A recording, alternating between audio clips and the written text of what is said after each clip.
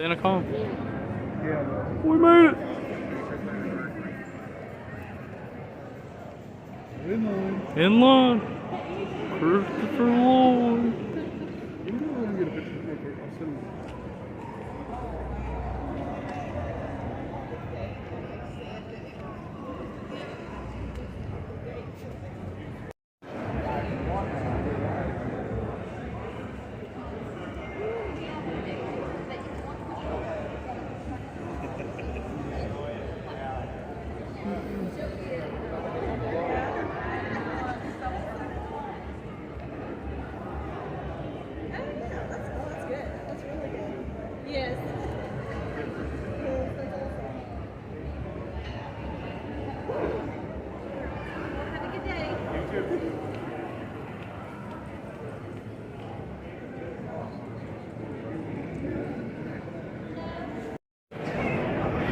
Is Keith here?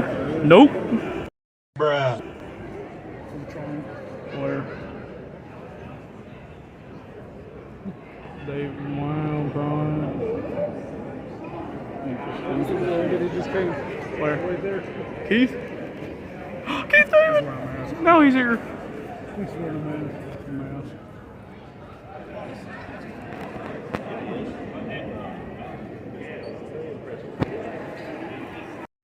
Where? What the hell? Here he is. Yeah, he took the mask off. Okay.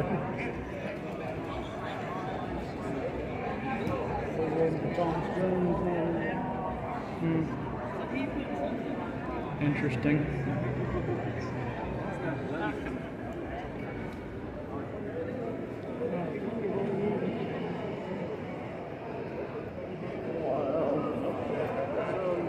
Ladies and gentlemen, if you are fans of the movie Deliverance, this year is its 50th anniversary. And So now heading to the panel room. Panel room. 202.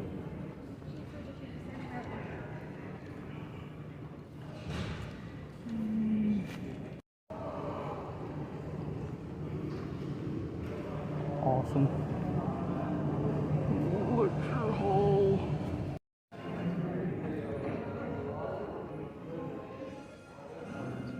Is there, we just pick anywhere? Yes.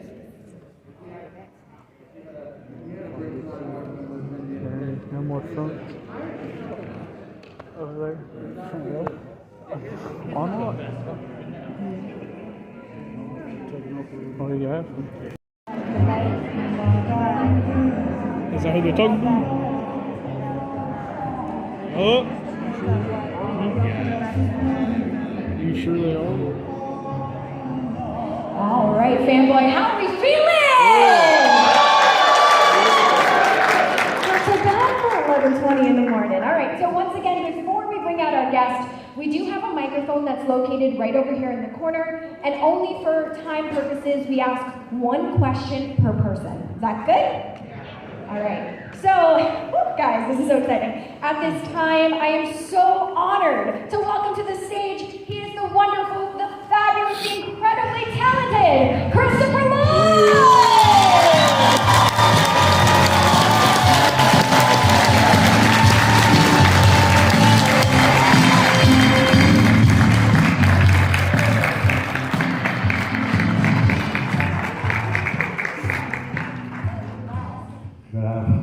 Good morning. It's good whatever time it is. Thank you so much for being here this weekend. Oh, I'm delighted. This is amazing. So I kind of wanted to start by asking you, recently, you got to see the Back to the Future musical at the West End. That's right. I tell you, it's good. It's really good. And of course, maybe I'm a little biased, but they really put together a show that captures the essence of the Back to the Future spirit.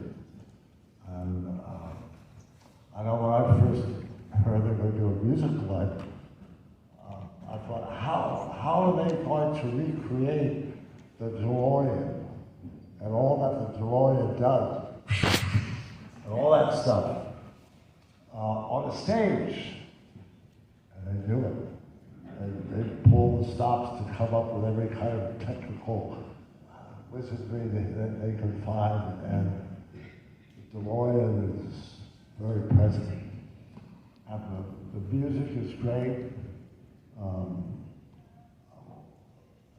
Cast, wonderful cast, and it works. It really works. And it's coming to Broadway in a while. So, yeah, it's a wonderful show. Wonderful, great show.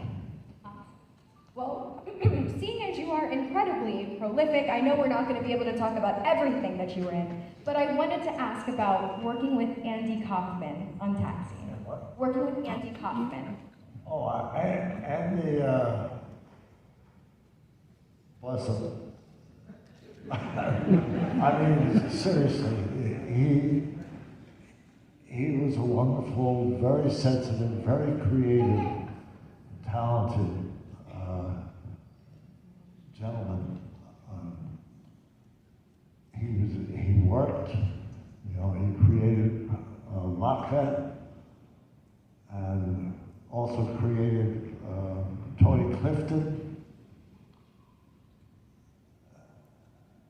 And he was wonderful to work with. He had a, you know, very interesting mode of comedy that he thought about and how to execute it and how to make it work. And almost everything he did. I always remember one day we were all rehearsing, and the conversation got into levitation. I don't, you know, how, and what's that? Andy Kaufman, Jesus, I'm getting old. Andy Kaufman said, I can do that. Very matter of fact, he said, yeah, I can do that. You know, and he said it so, he meant it, and he was just being kind of modest about it. You know, I can do that. And a little discussion about, you know, let's see it do that. Squats down on the floor, and you know, cross his legs in a kind of Zen thing. And we're the crew, and all us adults are standing around the stage, looking at Andy Kaufman, sitting down, waiting for him to levitate. I mean, he's already showed his genius, you know? And eventually the production manager said, we gotta get back to work. So Andy got up and, you know, we went back to work. But you felt like maybe if we give him another minute, he might have pulled it off. And I stand up because I feel this way. Please, it's your stage. You're welcome to stand up. I'm up. Thank you. All right. So I wanted to ask you about one of my favorite characters of all time, which is Judge Doom from Who Played Roger Rabbit. And what the process was of filming that movie. What? The process of Judge Doom, he reminded me so much of there was a cartoon, Spy versus Spy, and they were dark, spindly crows, I think. You know, and Judge Doom, I kind of thought of them when I got the part. Somebody today, between the elevator and here, told me how Judge Doom terrified them. Terrified them when they were yay high or whatever. It's because of the shoe scene. What? Touching the shoe that you melted. Yes. I don't know how I survived that. But yeah, yeah, but people, come all the time say, when this Judge Julie just terrified me, I couldn't sleep at night. And I remind them that, or not remind them, but I kind of, when all the great original Disney films came out, I was about this high, and a little older. And I went to see them all, badly. What are they? Snow White and the Seven Dwarfs, etc. And each one of those films, when I saw them, there was some moment that just scared it out of me. And I went home, and it was like haunted by that moment. So I just sort of, it's payback.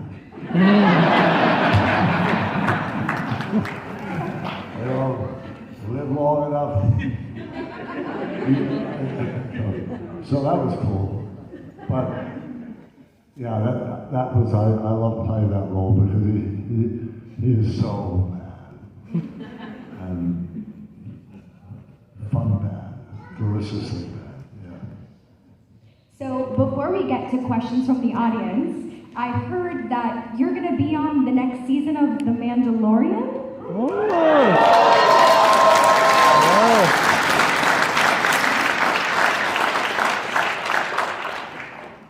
We were all sworn to secrecy. So, I don't know. Fair. I'll take that answer. Okay. So, if it's okay with you, we have a microphone over here if you want to come up and ask your question. Go ahead. It should be on. Just one question per person, please. It's on. Hello. Hi. I saw on YouTube that you played a live-action version of Rick from Rick and Morty. I've never seen the show before, but if they for some reason did a live-action version of Rick and Morty, would you be interested in playing Rick like you did in that clip?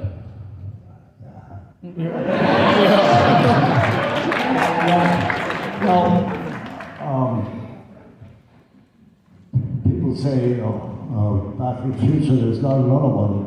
Perhaps it's been Back to the Future 4, because perhaps no one has come up with an idea for that, really is in tune with the previous three and has that same energy and all that, So I was thinking that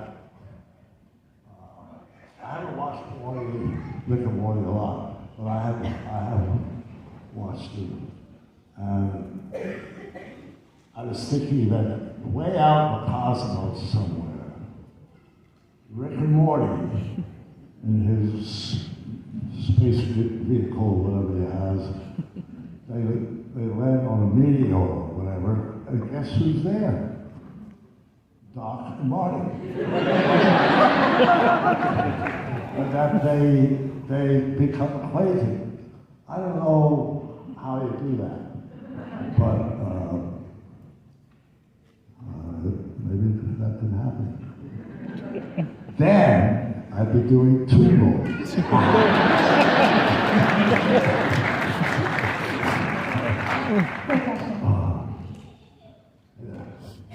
I'd like to thank you for being here. My question is for Commander Crew. Oh, yeah. Definitely. Probably, in my opinion, your most powerful role that you've ever played, going up against the great William Shatner. I would like to know, as being an actor for so long, and as much talent and skill that you have, even though you're just reading a script, is there something in that Star Trek movie that when you looked at it, you went, this is what I want to do? Did you take something to the next level? Did you take it to the Christopher level? I mean, add something to it? Well, I felt really privileged to be asked by that franchise, you know, and with the director's name, legend, the director. Huh? Who? Huh? How am I not understanding? The director? He's the creator of the. No, the actor who. Leonard Nimoy? Yes. Leonard Nimoy was directing, and just on the basis of that, I would have been very happy to do it. But this guy is such a monster, you know, and so ruthless. And that costume and makeup. It's kind of an actor's dream to have the opportunity to get into a role like that and figure out what makes him tick. You know, and yeah, it was great. Not many people got kicked in the face by William Shatner. Yeah. Thank you. No, when I was going to be in the production, people said, "Oh, you're going to be working with William Shatner." You know, like, why? Is he going to kill me? It was like they all was like, that could be rough, but I love him. We've been in a couple of films together since that time. We go on. Yeah, it's good. I see him occasionally. He comes to these, you know, to Comic-Cons. I see. Great question. Thank you very much. Mr. Lloyd, it is an honor and a privilege to meet you at long last in the flesh. Well, thank you. I know you've done great movies such as Anderson in the Outfield and Back to the Future. But one of the most proud memories was when you were in Cyber Chase as Hacker. Oh, I'm sorry, the Hacker to you. Thank you. And you also got to work with a legendary actor that passed not too long ago on the age of 26. Did you ever work with Gilbert Gottfried in the studio on Cyber Chase? And if you did, what was it like working with him? Working with who? Gilbert Gottfried. Gilbert Gottfried, he died not too long ago this year. I don't think so. No.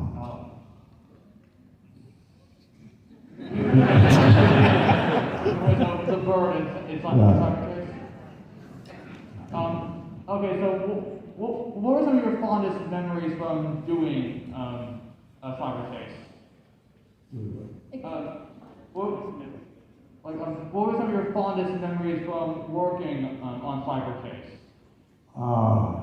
Well, he's ridiculous, arrogant, pompous, vain, extremely vain guy. You know, the kind of people all of us love. So it was fun to portray it, and it's all voice, vocal, of course, and it's good. Well, thank you very much. Thank you for being on long last. Bold. All right. Go ahead. So, obviously... Okay. Okay, let's talk about your new movie, Spirit Halloween. Hands up. And there we go. Welcome, everybody, to the Christopher Lloyd panel. Let's see if we can get...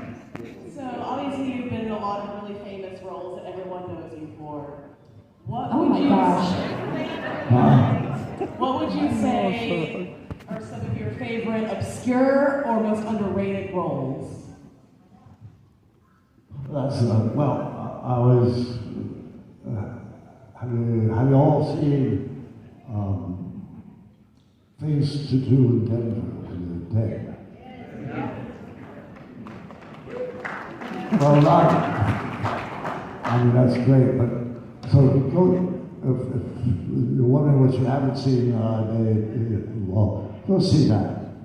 That's kind of a cool film. Or, I Am Not a Serial Killer. A lot of people haven't seen that. So, I don't know. Can you think of any? She likes them all. Yeah, I know there's some out there, but I... Butch Cavendish. What? Butch Cavendish. Who goes to the Ranger? Yeah, all of those. Good choices. They're saying Piranha. Oh, Piranha! Hey! Piranha and the sequel. Yeah.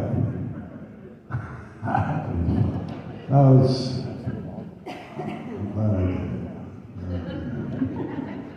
I remember it was hot.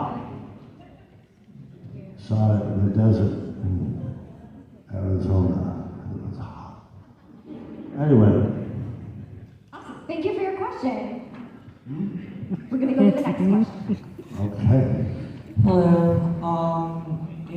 Prior to the pandemic, I think your last project was NCIS the Arizona. What really drew you to that role in such a powerful franchise? Piranha? NCIS, when you were the medal recipient, but we were like, no, I don't want to be. Yeah. That was about burial and yes, sir. I just thought it was a very real role.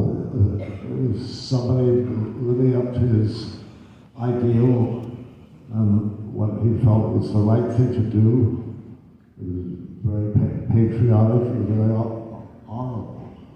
It was, for those of you who haven't seen it, as far as I can remember, there's a guy who was in the Navy in the Second World War and was on a ship that was anchored in Pearl Harbor.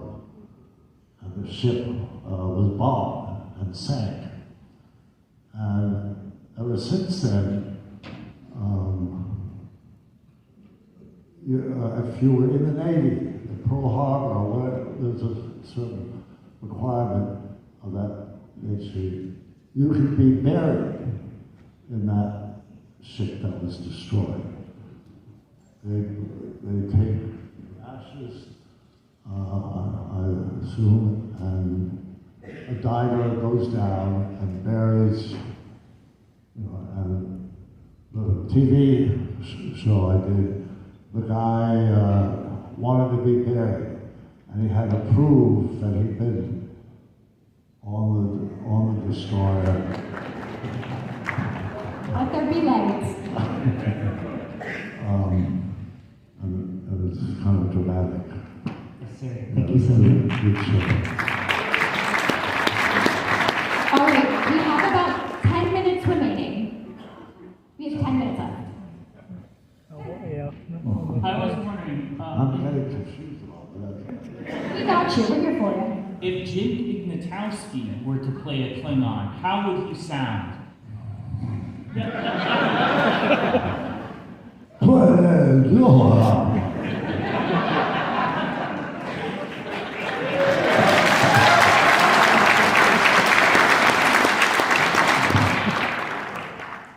That's as close as I've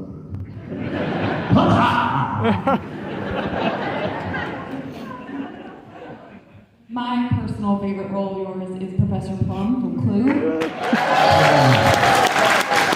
So I was just wondering if you have any stories we've maybe not heard from working with Tim Curry or Bernadette Peters or anyone else that's not, or, oh, sorry, not Madeline Cohen. Madeline Cohen, I got it. What was that? Do you, just any stories you have from working on the set of Clue? Well, it was pretty early in my film experience. And what a cast. They were all icons, you know.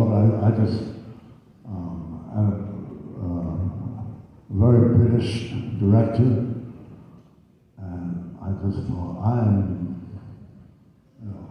lucky and fortunate to be here. Just wanted to do the best I could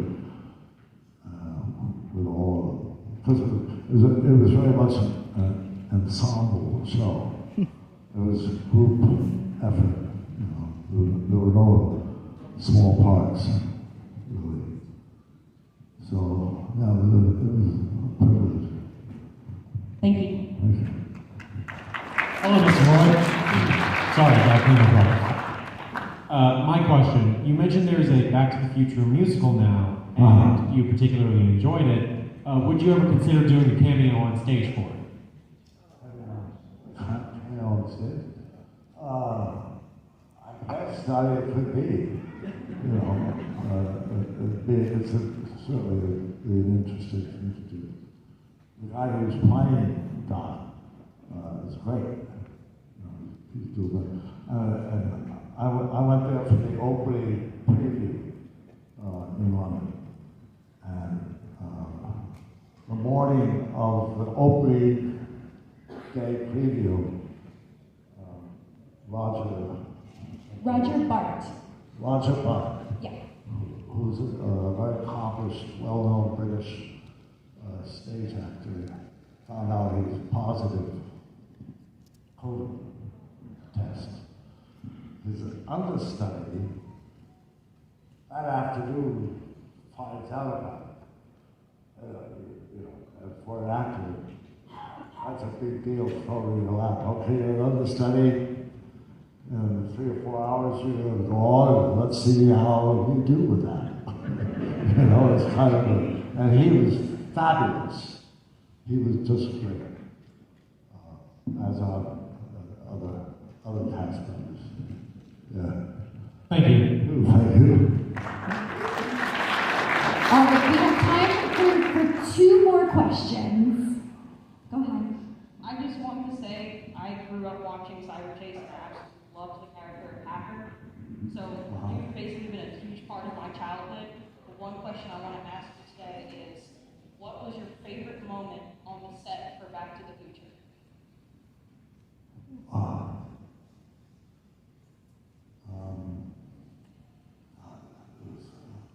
There was a lot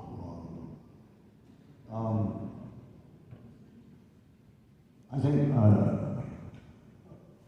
Mary Steenburgen, who played Clara, my dearest Clara, we had some fun. The dance and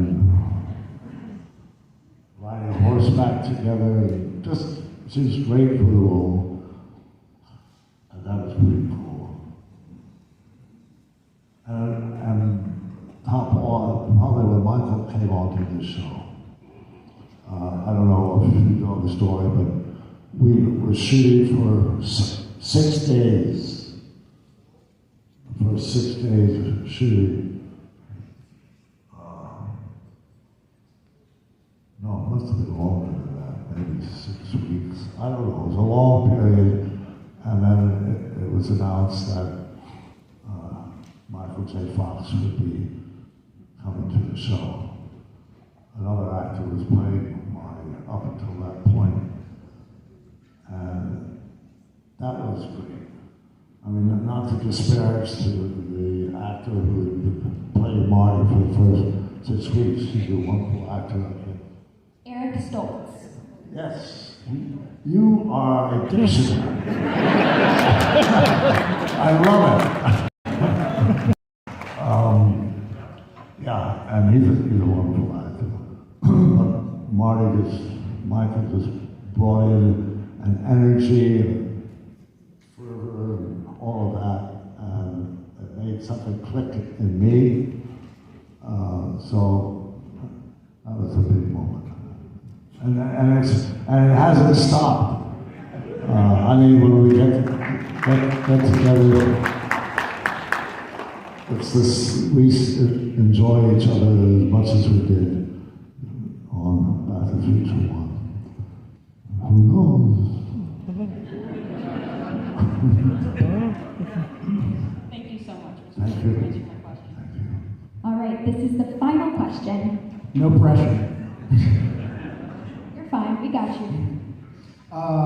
Pleasure to see you here today, Mr. Lloyd.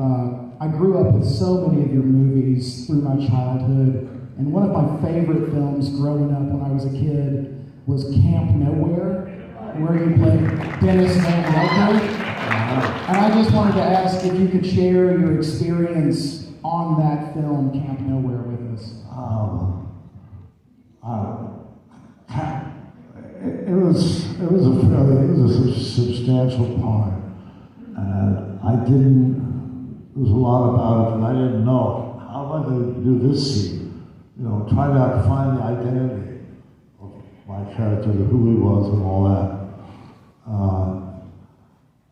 I remember there's a scene where my pant cuff gets caught when I shut the door in a car wash thing. So I get pulled through the car wash, stuck to my car. I don't quite remember how that resolved, but in any event, I hated that. I just thought it was kind of stupid. But, you know, it just looking for a laugh that ain't gonna be there, you know. Was my attitude about it. And a friend that was with me at the time, I love Charlie Chaplin. I mean, he's a genius and so imaginative, so unspeakably fabulous, you know. And so I'm complaining about going through the friggin' car wash, stuck. I mean, who needs that? I mean, that's just ain't funny. And my friend says to me,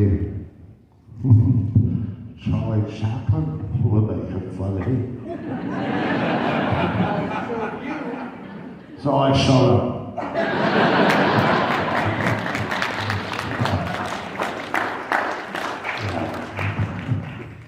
Thank you so much, Mr. Lloyd. Oh, you're welcome.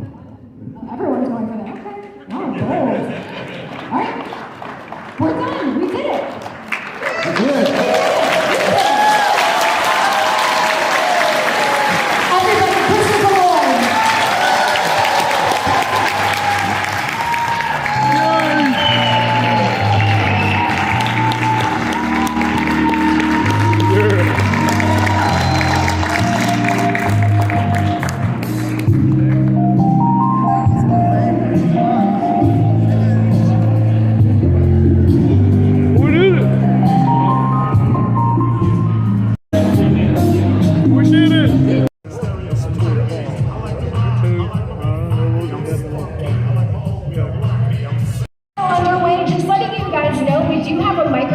Located over on the side of the room for whatever questions you guys may have. I kindly ask one question per person, and just be careful. There is a thing on the wall that'll turn the lights out. If you were here for Christopher Lloyd, we're in the dark for a few moments. So try not to touch the lights on the side. But are you guys ready to get this panel underway? It is my absolute privilege to bring to the stage at the time. He's the one, he's the only, Thomas J.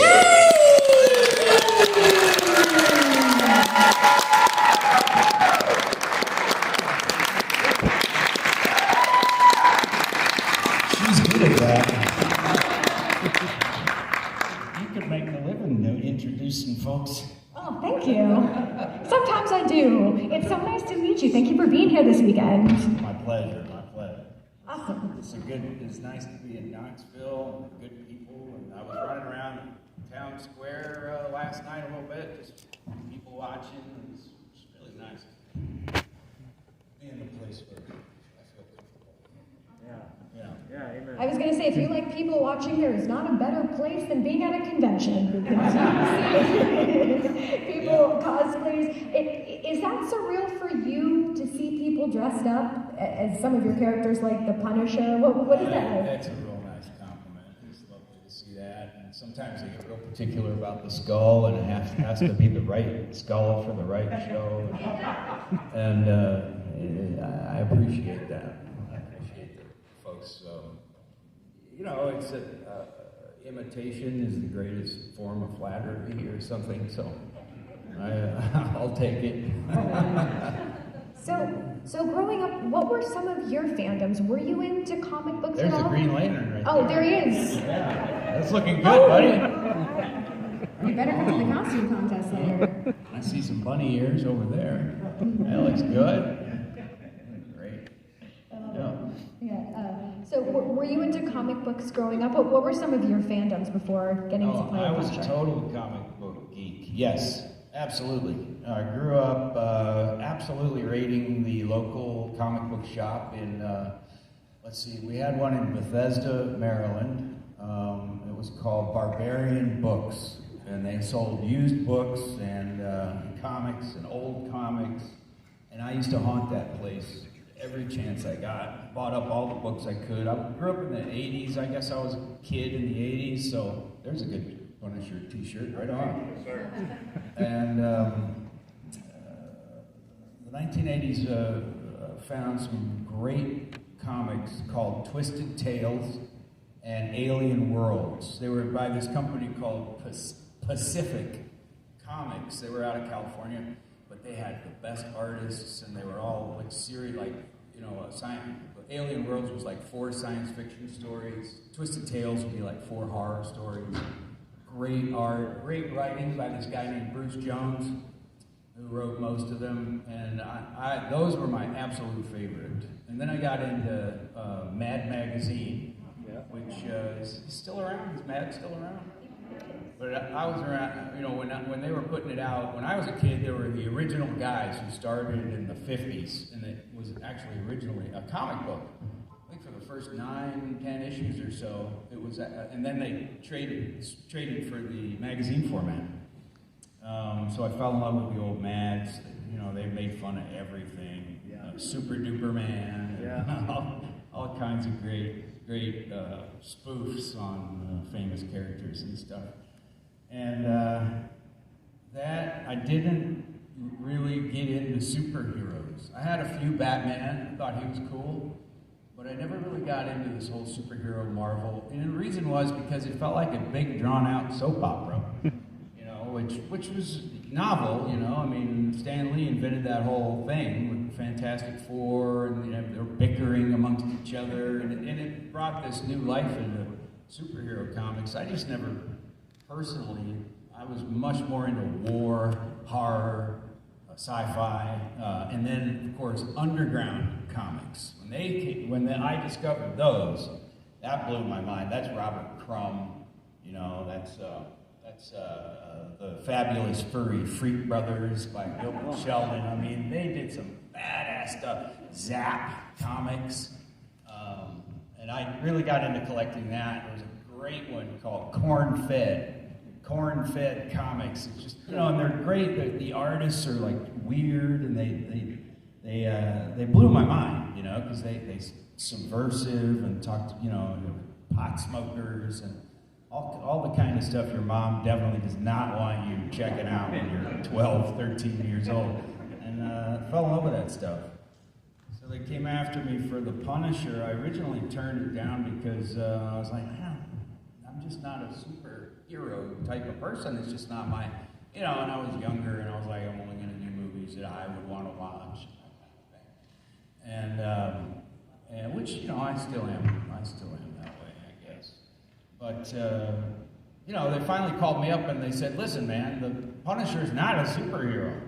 He's an anti-hero, He doesn't have any superpowers. He's got big guns, and he kills people, and bad guys.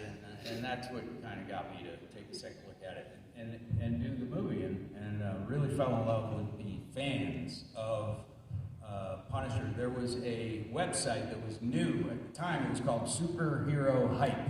You guys heard of that? Superhero Hype? Yeah? Are they still around, or we don't know? But yeah, that was the forum where you could go on and just talk. It was all comics at the time because there weren't that many movies that had been done, or TV shows and all the old stuff. But Superhero Hype had a thread on all the favorite characters, and so I started checking out Superhero Hype about Frank Castle and the Punisher. And that's sort of where I learned all the things that everybody loved about the character. And I read that religiously, like every day while I was working out and preparing to do the role. So that's where I got my love of Frank Castle and that world, and then fought to make that as close to the comics as we could. You know, unfortunately, a movie called Batman hadn't come out yet with Christopher Nolan's Batman. When that one, I think, came out like a year later or something. And that's when everybody realized that you could do a dark superhero movie. But when Punisher came out, nobody thought that was a thing. And I was like, no, they're gonna love it, because I was reading Superhero Hype, and I knew what folks wanted to see. But you know, the business, the corporate people were like, I don't see that working. Comic book movie? You know? I was like, no, this is the opposite of that. This is the antidote to superhero movies. And you know, we were just early to the party there. I think you started the party. I mean, I loved the movie. I loved your portrayal. And since we're talking about comic books, I see that you also co-wrote your own comic book miniseries, Bad Planet. I did. Doing the Punisher. By the way, how many people have seen my short film, Dirty Laundry? Yeah, that's a few. So anybody who likes the Punisher and all that, it's on YouTube. It's called, just go on there and type in Dirty Laundry.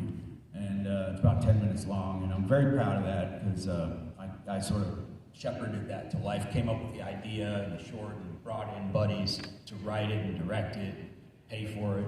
So that was really a creation that I'm proud of. I met a bunch of comic book artists and writers and all those guys at Comic-Con San Diego, promoting the Punishers. But you know, while they're all wanting me to hang out with the movie people, I was wanting to hang out with the comic book people and check out all the art and all that. And that's when I got a bunch of guys together and we started our own comic book company. It's called Raw Studios. And we did a couple of science fiction books, true to form. And one's called Alien Pig Farm 3000. I'm very proud of that one. It takes place in Kentucky, and it's these two brothers, and they're making moonshine, and their still blows up, and it reveals a buried spaceship. It's been there for like 400 years, and it wakes up the creatures inside, and the creatures start stealing the farmers' pigs to eat, and so the guys get together and they gotta, kill the aliens and keep them from eating their pigs. We had a lot of fun with that. That was going to be a movie for a little while. For some reason, we didn't get very far. I'd like to see it. I think that'd be fun. Well, you were talking about wanting to do projects that you're passionate about, and you had mentioned to me that in September you have a film that comes out that stars you and your daughter called Dig. So that's right. Can you tell us about working with your daughter? That's so awesome. I didn't even know she was an actor until she's like, Dad, I want to audition for this movie.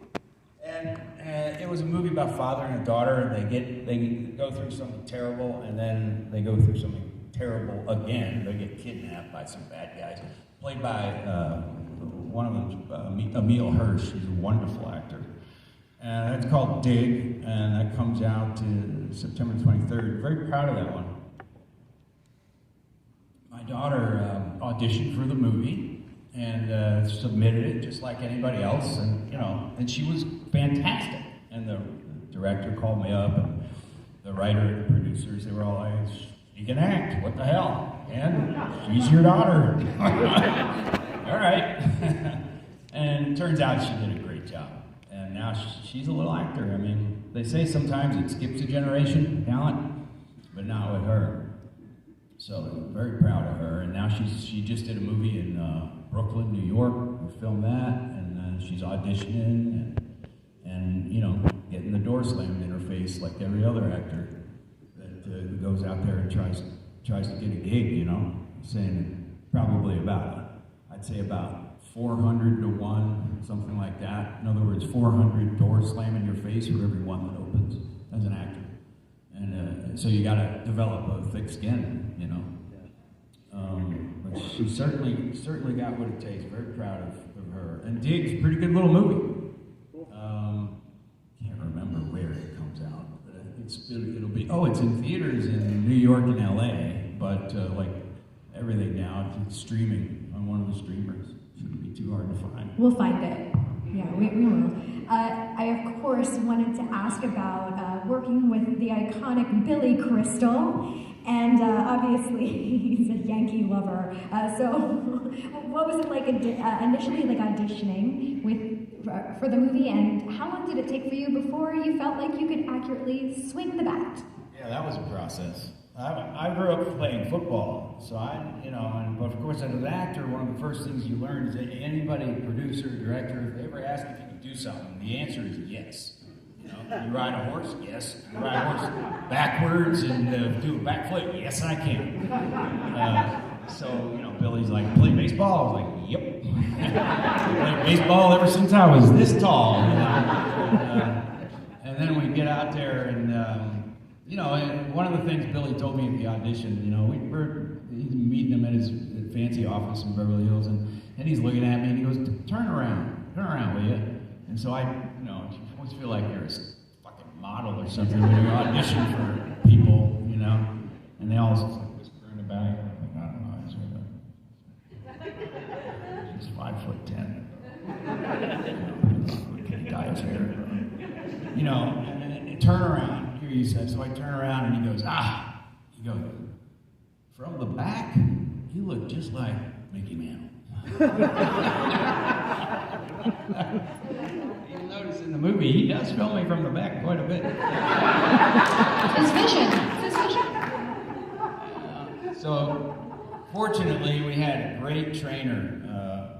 Reggie Smith ran a baseball camp out in the valley outside of Los Angeles, and he trained everybody. He was great.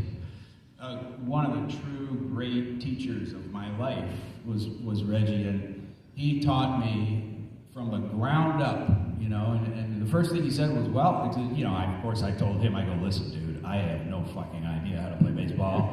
We got 6 weeks. And he goes, well, you ain't got no bad habits. That's good, I can work with that.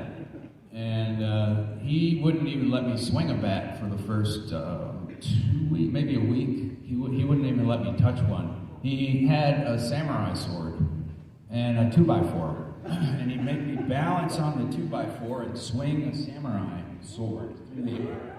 And he'd close his eyes and he could tell what I was doing wrong from the sound that the blade made through the air.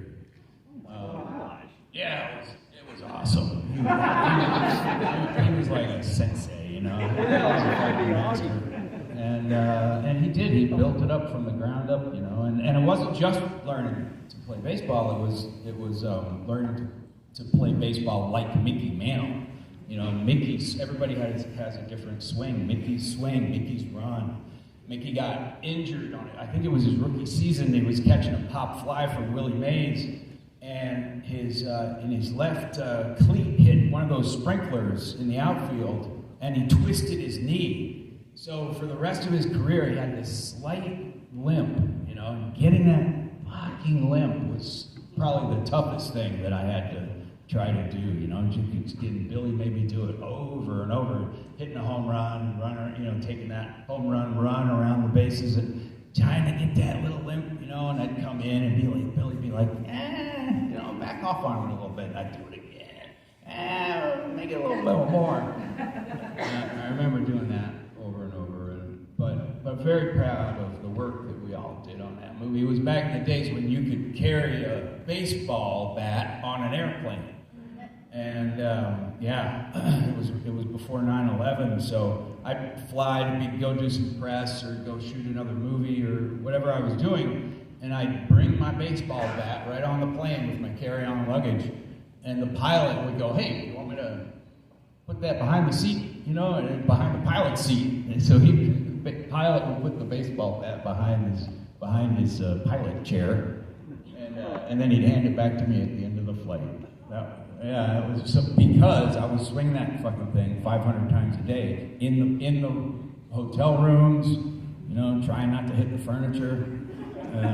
Any mishaps? Everywhere I went, you know, I took that baseball bat with me. And pretty proud of the swing that we ended up getting with that. You know, never hit a home run in Tiger Stadium. We painted Tiger Stadium, which, by the way, they tore down Tiger Stadium after we shot there, and the footage of them tearing down Tiger Stadium is part of the credits for this show I did called Hung on HBO.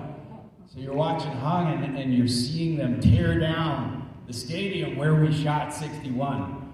I just thought that was kind of cool. Not that we lost Tiger Stadium, that's a bummer. But we painted the whole thing Yankee green, and of course, you know, my goal was to hit a home run in Tiger Stadium. I hit a lot of home runs in practice, but you know, you're getting up there and you only have, you know, as soon as you hit the ball and the swing is good, we're moving on to another shot. So I never got enough shots at it to knock one out of the park. I came close though. In the left field, I came real close. I hit the wall, left field, outfield wall. It's closest I got. So have you followed the sport since you did the film? No. Fair enough. Nope. Appreciate the honesty. I grew up in it, you know, when teams were teams and the players would stick together and the name of the team meant something because it was the same group of guys pretty much, plus or minus like one dude, year after year. And once they started trading every year, it's like a whole different team. It's like, what's the point of even keeping the same name? It's like, it just became boring for me because I like the team of it, you know, and you see your team win and lose, but it's your team. I don't get that same feeling. Fair enough. So if it's okay with you, we're going to take some questions from the audience. We do have a microphone that's set up over there. Any willing victim? They have to put themselves on the spotlight here? Does that thing float around? Or? Go ahead. You just got to grab the mic. Go for it. Yeah. Oh, good. Yeah. Good. Check. Hey. Sir, I want to say, first of all, I appreciate you being here. You know me better than anybody. You have a super loyal fan base, so you spending your weekend here with us means a lot. You've been my hero since I was 12 years old when I've seen The Punisher in theaters, man. So this is a dream come true. I appreciate that, pal. Thank you. So if, you know, had you and Jonathan Hensley and the team of the original Punisher kept creative rights and creative control before that all went to hell, you know, can you give us any kind of idea on what a Punisher 2 that we all wanted might have looked like had you had the full-length film, you know, plot points, what it looked like right up to the point that it was canceled? Well, we never got. There were a couple iterations of Punisher 2. One of them was with Rob Zombie directing, which I thought would have been interesting, you know. But that was one iteration, and you know, we were batting around script ideas and trying to find a director. The Marvel folks wanted to go with a different director, and that was their choice. So it was like, who was that person going to be? And we went through a number of different sort of folks, and then I ended up with Walter Hill, who, if you guys are familiar with Walter Hill, you guys know the great Walter Hill. He directed 48 Hours. He's an immensely talented motherfucker. What was it? The Driver. It was a fantastic movie.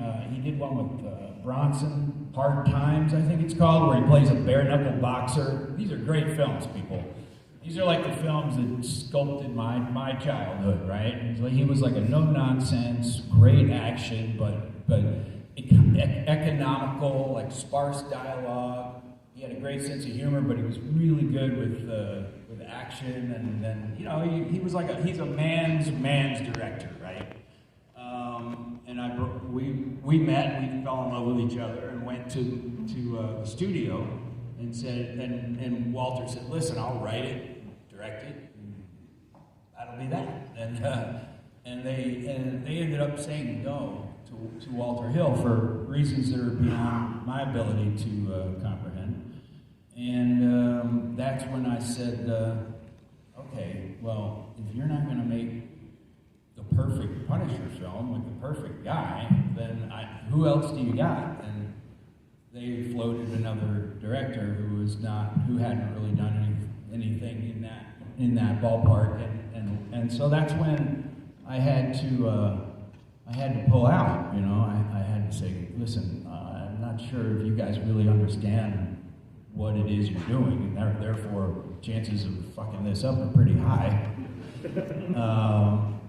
The idea that I liked, that we never really got far on, but the idea that I was pushing was there's a Punisher series called Circle of Blood, written by, I think it's Stephen Grant. Does anybody know? I think his name is, well, I know his last name is Grant.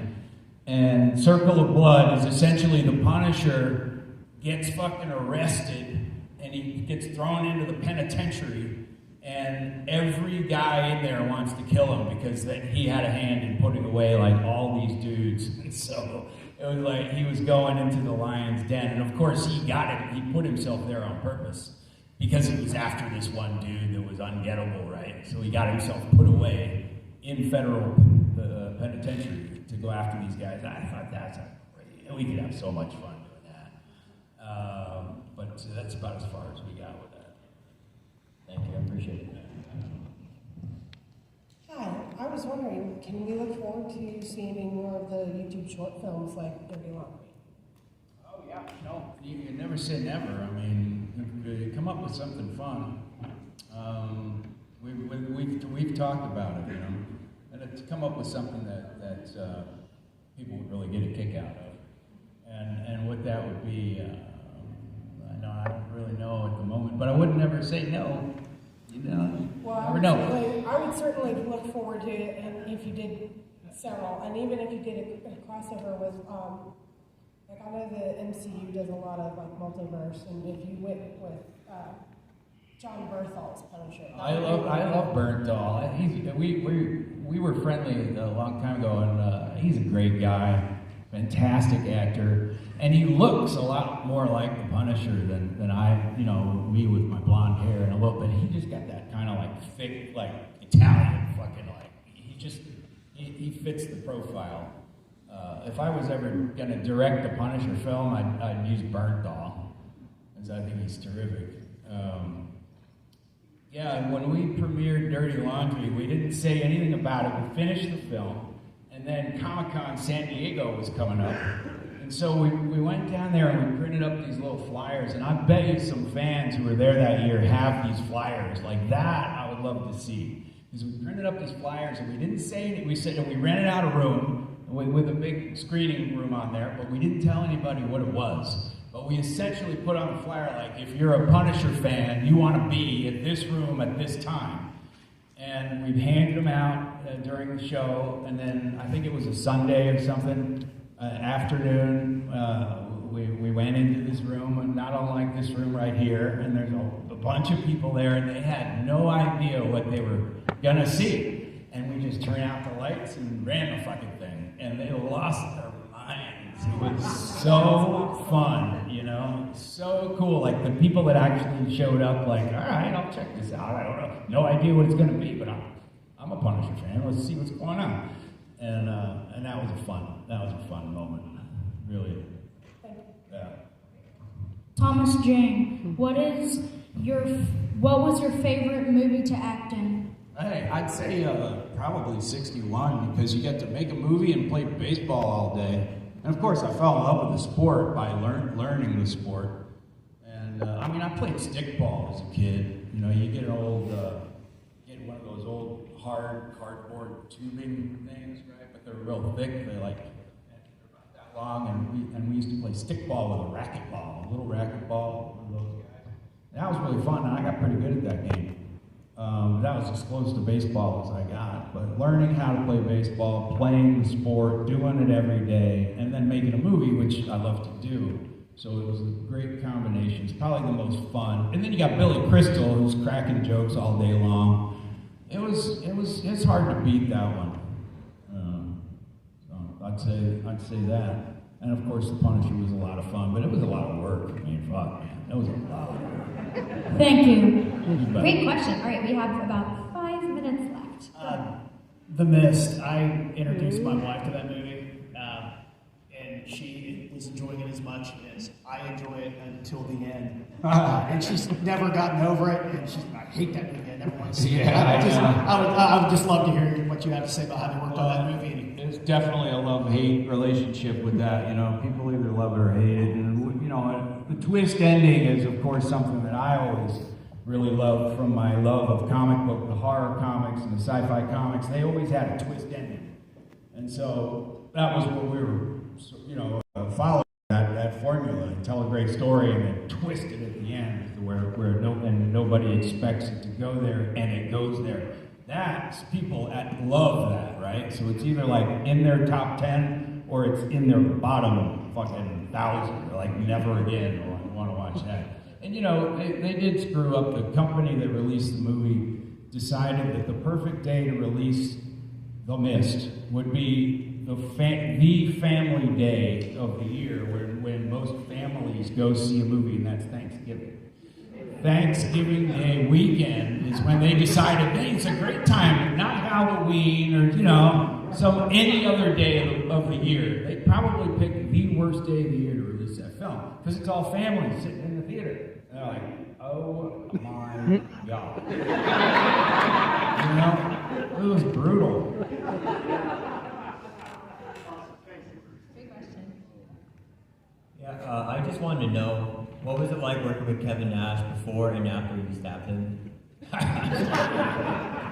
Yeah. Let's bring that up, didn't I? Yeah, it's one of the dark days of my career, I can tell you that. For anybody who doesn't know, I was doing a fight scene with Kevin in The Punisher, and this rarely happens, but it happened, you know, that somehow the real knife, somebody forgot to change out the real knife for the prop knife. So, you know, and it's a big scene, I'm swinging around and I grab this thing and stab him, and of course I fucking stabbed him. And it went in, probably, you know, something like a ½ inch or something. And, you know, his breastbone stopped it. But yeah, it was bad. We were looking up at the dude, he's a 1.5 foot tall. I got a knife sticking in him. He just stood there. He just fucking stood there and smiled. Which made it even worse. Yeah, that was a tough day. That was one of those days where, you know, a case of beer just isn't gonna cut it. Not good enough, buddy. But he did. He took it. He was very gracious, and I'll always respect him for that. All right, we have time for about 1 or 2 more questions. I'm asking about The Mist also. I loved it. I know Stephen King said that he actually preferred the movie ending over the story. Before you went into it, had you read the short story, and which ending do you think is? Well, a big Stephen King fan here. I've read a lot of his books and fell in love with him as a young person. I still think he's one of the, in 100 years, people are still going to be reading Stephen King. They write him off as a popular novelist or something. He's a fucking craftsman and he's an artist, and his stuff will live forever because it's so character-based. And Steve, we got to have dinner when we were shooting The Mist, and he said, Stephen King said, you know, if I'd have thought of that ending, I'd have put it out. That's what I would have written. And that was a pretty great compliment to Darabont. Thank you. 1922.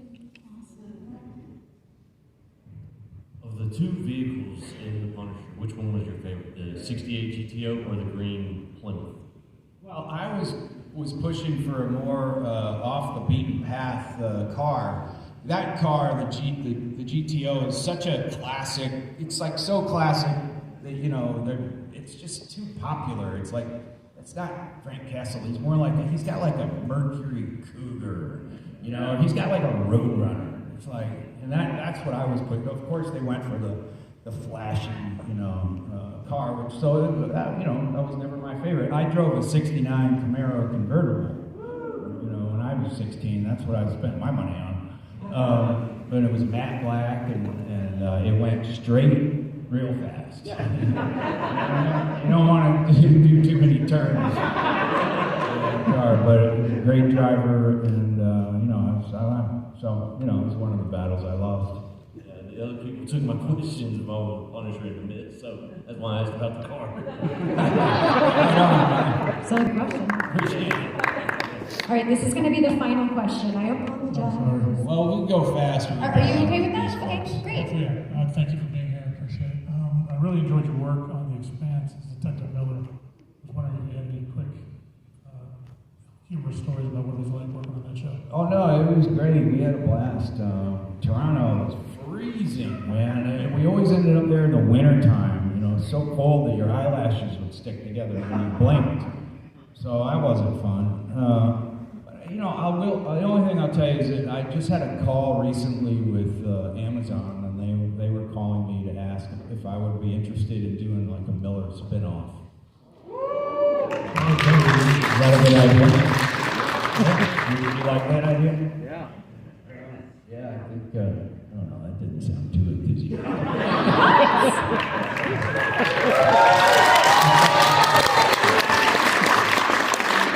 So I told him, I said, let's talk about it, So we'll see what happens. I have a question. Would you ever consider doing a horror movie with James Wan as a director? Yeah, I love that kind of stuff, but it's really hard to make a good horror movie. Most of them suck balls. It's true, man, and I love horror. I watch more horror than I'd like to admit to, because when they're great, when they're good, they're great, right? And then when they suck, they suck.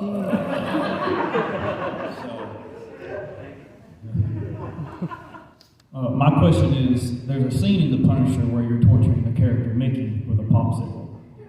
How fun was that for you, and did you have to do that over and over again? We had a lot of popsicles on standby. A fucking freezer full of popsicles. The prop guy had fun on that show. So it was every day in the office. Thank you. So like a lot of people, I really loved Dirty Laundry. So I was wondering, I was really impressed with how much you pack into those 10 minutes. And I've never looked at a bottle of Jack Daniels the same way again. But I was wondering if, is it like really challenging to put that much into 10 minutes versus doing a full movie? Absolutely, in a lot of ways it's the same, you're just telling a story in 10 instead of 100 minutes, and you want to, doing it right, you want to pack, you want to do exactly that, and it's amazing how fast we can follow a story, that's why I'm not a real big fan of television, because they take fucking 10 years to tell a story that you could have done in a fucking half hour, my daughter was so good at watching Game of Thrones. We'd watch it on the couch, and she'd be on her computer, and I'm looking at her, you're not even watching, but she knew exactly when to look up and see the one scene that was cool, and then boom, she'd be back. And I was like, that's like a sixth sense or something. But yeah, you gotta know what the hell you're doing to make a short film. It's more, in a lot of ways, more challenging. Edgar Allan Poe was the master of the short story, and one of the things he said was not one word should be wasted in a short film. Every single word should have a purpose to be there, and we try to do the same thing with film, and we fail a lot at that. But when you get it right, it's really rewarding. I think you definitely got it right. Thank you. Thank you. Great. Our final question. Yes, that is the final question. Hi, my name is Olivia. Paul Thomas Anderson. I am actually a very big fan of the movie Boogeyman's. I wanted to know if you could just quickly let me know how that experience was working with the late Philip Seymour Hoffman and, of course, the late Burt Reynolds. Yeah, I can tell you that I was just like a street punk actor in Hollywood, and got this audition, and ended up getting the call back. And the callback was Philip Seymour Hoffman and John C. Reilly and myself in this office, sitting on a couch, like, and the three of us sit on a couch, and Paul was just like, all right, go. Without any direction or dialogue, nothing. We were just supposed to just sort of hang out on the couch together. And for whatever reason, just that chemistry worked, It was like, that's what he was doing. He was seeing what actors work best with the actors to create that group, of people. I think we got nominated for a SAG award for Best Ensemble cast, and that's how it's done, just let the actors do their thing and live together and see what the dynamic is. And we were cracking him up within like 30 seconds, and it was probably one of the best auditions I've ever had, just because it was so free and so fun. Well, I thought you did a great job. Oh, hey. So thank you very much. You. Now, who do I give this to? Right on. Appreciate it. Yeah, just leave it there. Yeah. Good. Thank you, Well, Marilyn. thanks for hanging out with me for a little while, folks.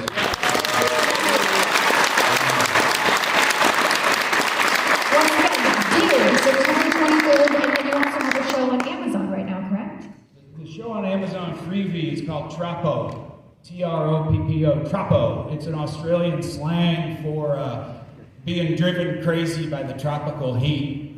The Australians pop off and take their clothes off and start running down the street drunk. And he's like, oh, he's going Troppo. So that's the name of the show, and it's pretty darn good. It's getting real good reviews and all that crap. But people have been telling me that they really enjoy it. It's a fun little series. I think we only did like 8 of them or something, so you can burn through it in a weekend. And I would recommend it. It's a good little drama. It's a lot of fun. So that's on Freevee. Thank you so much. This has been such a joy. I'll be down at the downstairs, signing some autographs and stuff. So maybe I'll see you guys down there. Thank you.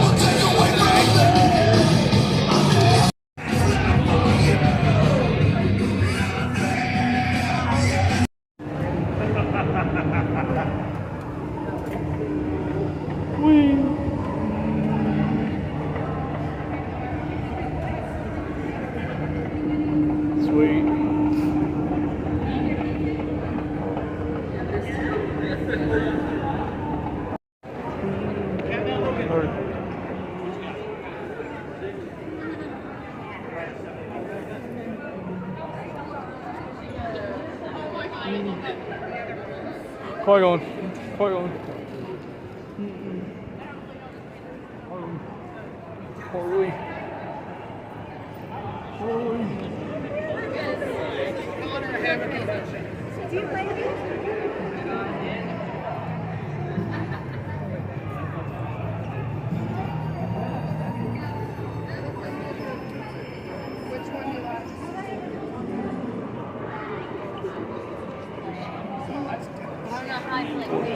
Pirate.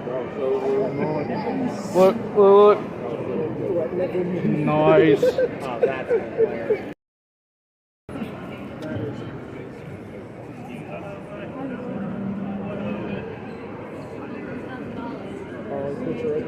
Harley. Nice. That would have been too hard. Yeah. It's cool. I've done they'll stay up the river. I definitely feel like I can do that sometimes. I do. But I can still.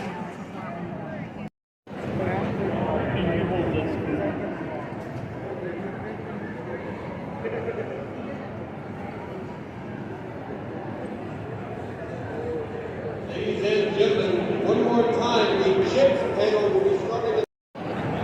Kevin's there this time.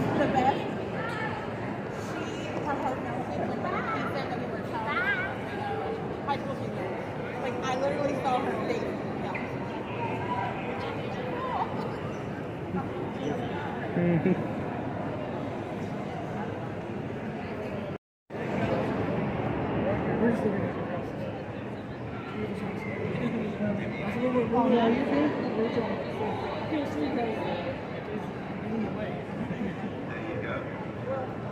about you, Sarah? How about that one? You like it? So you did say Sarah with me. Solid.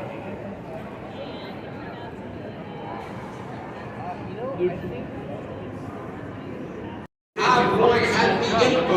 It may be yours. Nice to meet you, Sarah.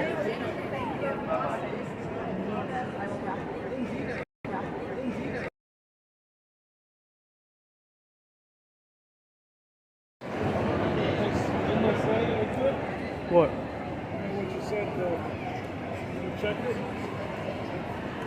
What? Poppy playtime.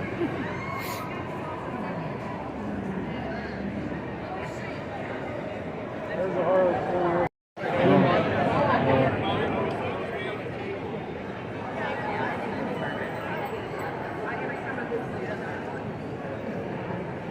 Pitbull next.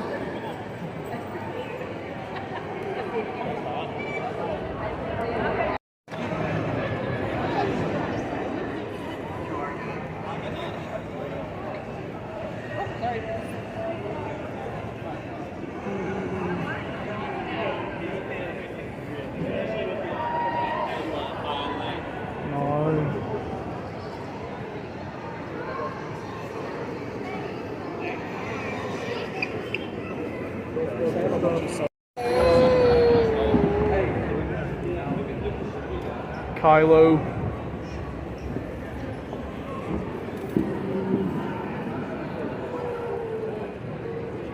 Nice. Baymax, get a picture of Baymax. Baymax. Yeah.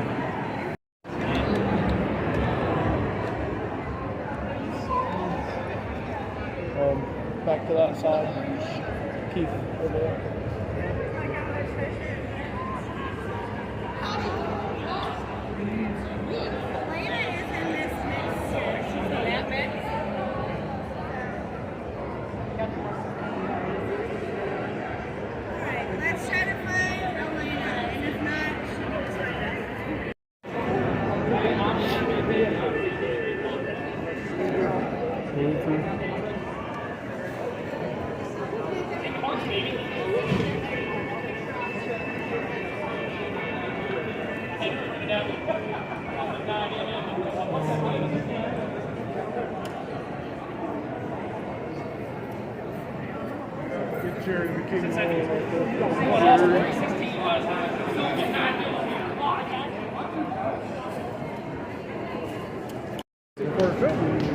Where's Corey Feldman? Oh wow, this is real long for Christopher Lloyd again.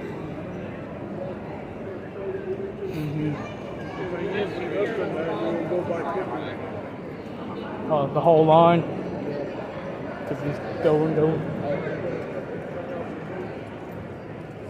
Dave Foley, he's there. Dave Foley's here.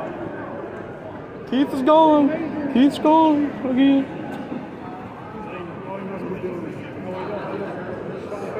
Oh, could be doing it now.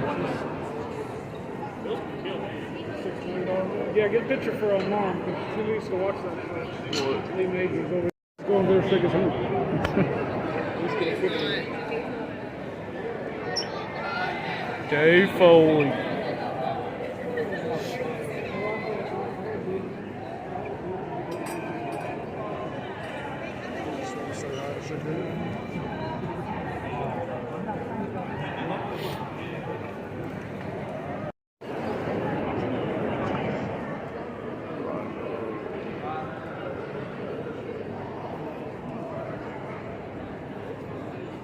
So did he drop out last minute or something?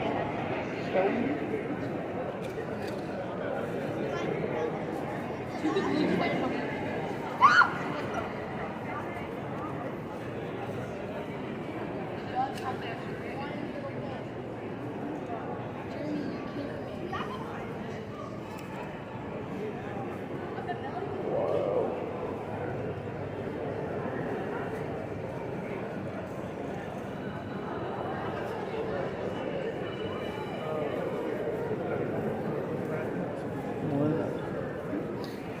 patch. Button. Cool. Hello. How are you doing? Doing good. Indiana Jones.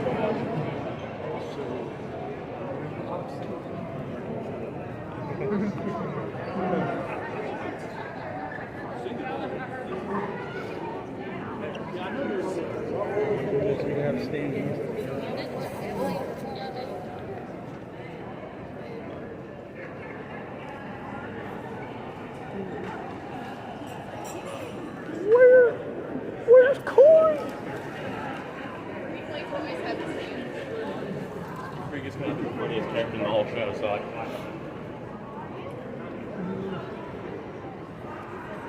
We are on the hunt for Corey Feldman. We went to the back there.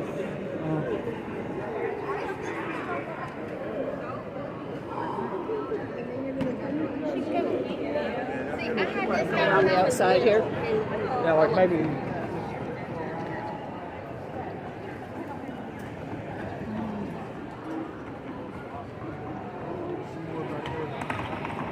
There's more tables back there.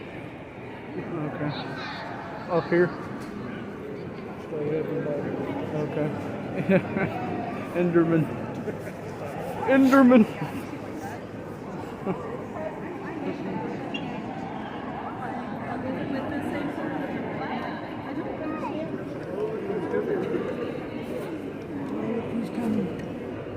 I really want to stop and look at these, see if there's anything. Yeah. Could be missing something else to get.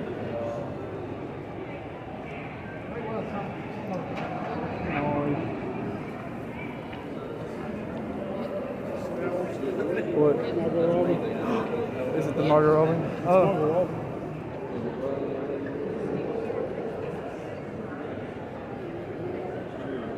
Yeah.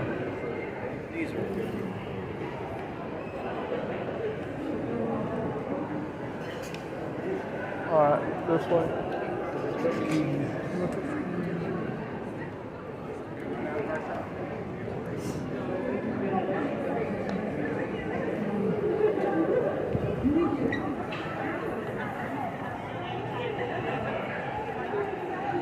Sweet.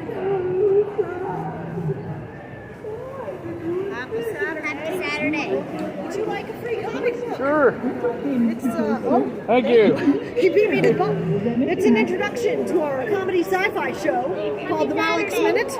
We're independent filmmakers, and we're just out here trying to grow our audience a little bit. And we're incentivizing people to connect with us online by giving you free stuff if you do.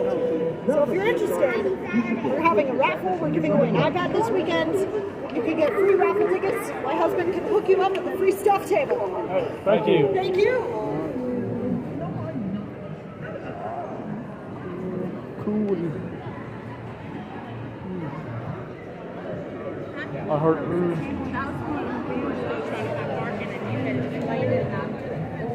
Stay with me. Love the shirt.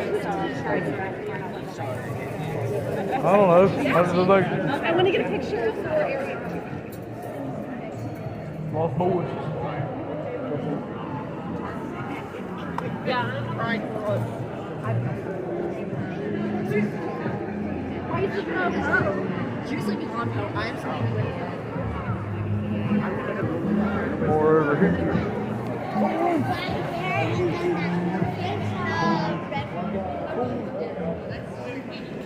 Pennywise together. Never knew I would see those two together. Yeah. Yeah. Arvin Shimmerman's panel is at 150 Over here. There we go. in panel room A. And the Star Wars will be at 3 p.m. Corey, you here? in panel room D. All right.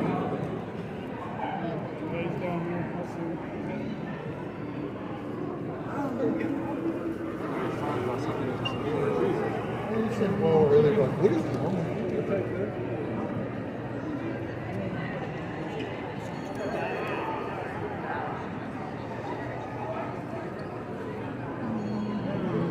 What? Oh, there it is. There he is. What, you see him?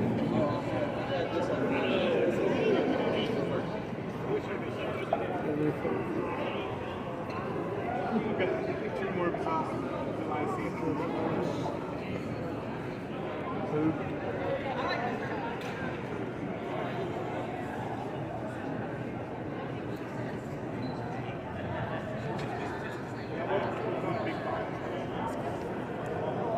Nice. Corey. That's what we do.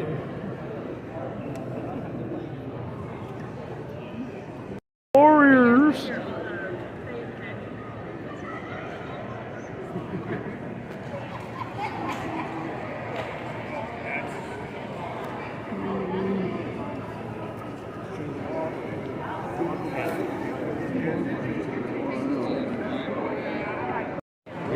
Go back there and do it.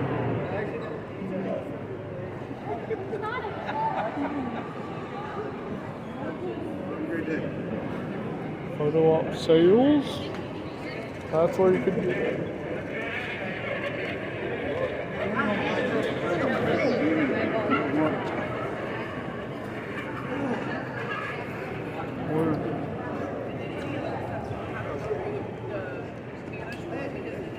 There's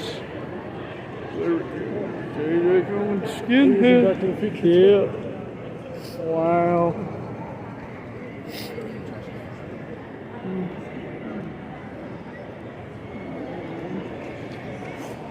With if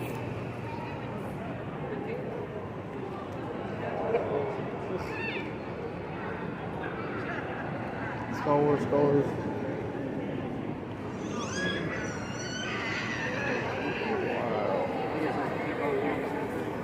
He waved at me! He waved! JJ waved at me!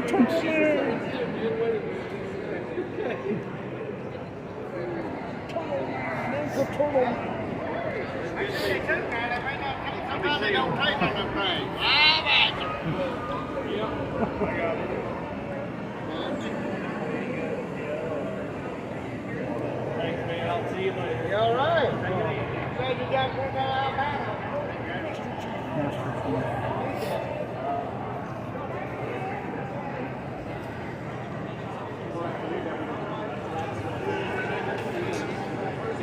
Cool.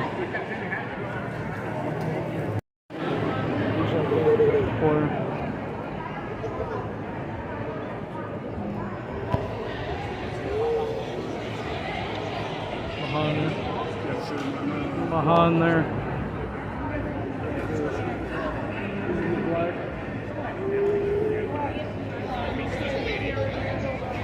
Right hard. Cool.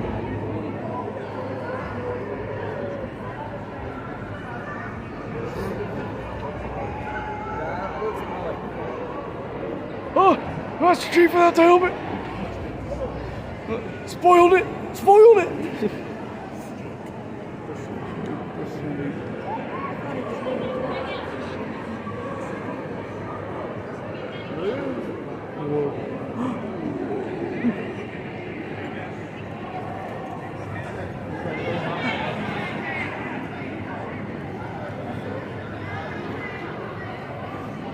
Nice.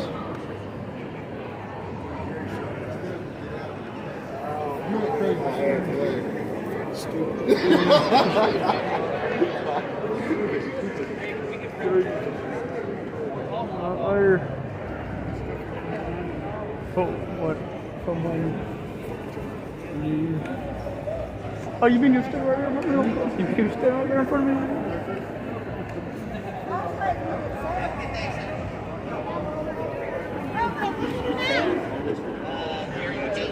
So that's the only reason why I'm doing it.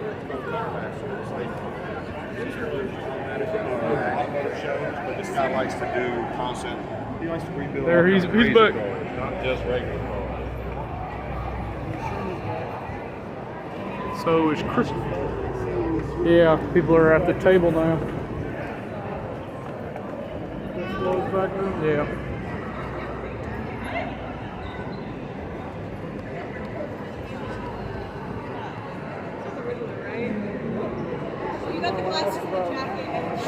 Pop signed, or should I get an autograph? What? Pictures.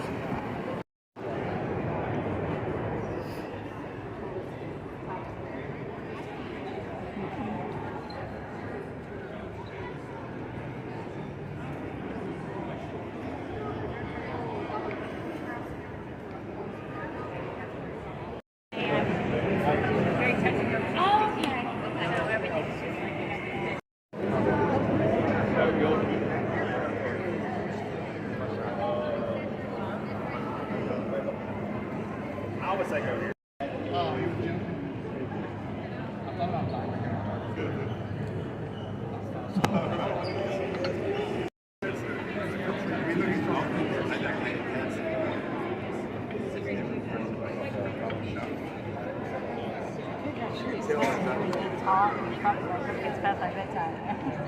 I got to meet Lakeisha too. Lakeisha was cool. Taking pictures? Or video?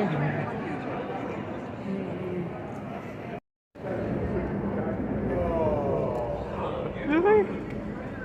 It's her mother rabbit. Hello. Hello, how you doing? Good. We have a green and a red paint pen put on there. What do you think? He's got this. Oh, you want that? Okay, we'll do that one then. Is it already ready and set to go? Yeah. Okay, great. And you got a selfie. Okay, Lost Boys, selfie. Lost Boys.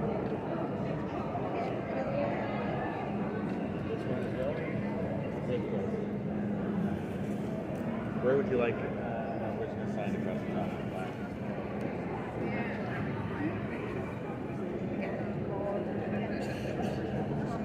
What? Yeah, I'll take it off of this one.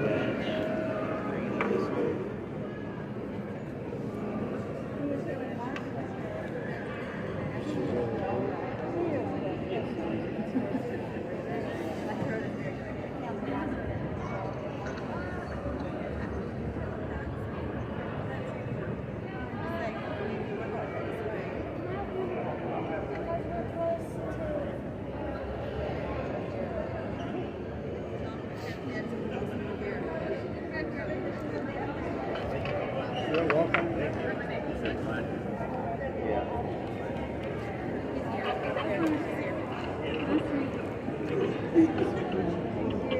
She asked about a chair. Okay. You want to make a pillow for you? Boop.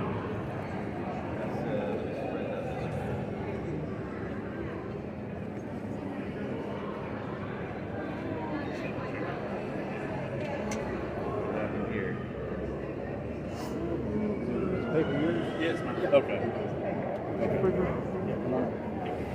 Up across here is all right, black? Yeah, that'd be great. Okay, great.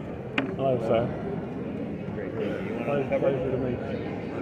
I've been a big fan for a long time. A lot of your movies, like the Dream Team and Addams Family. I love the Dream Team. Yeah. I thought that was so funny. And of course, a huge Back to the Future fan. I was a huge Taxi. Taxi? Oh, yeah. Oh, I love it. What was that? Taxi. Oh, yeah? Taxi. I grew up a huge Andy Kaufman fan, and I just kind of got into everything. Page Master and stuff like that. I'm a little younger than him, so I had a couple of them. I saw all of them. Into the neck film, that was a great one. Great stuff. He said he sit across the top. Would you mind writing Great Scott? It's just a signature. That's a Okay, sorry. Okay. Anything for appreciate.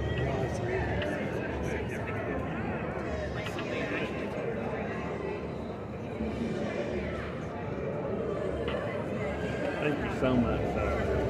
I hope you have a great week. Thank you. There's the cap back for this, and then they have a selfie. You're going to be in together? Yeah. Selfie. Okay. Let's take the selfie. All right. Thank you for the retweet.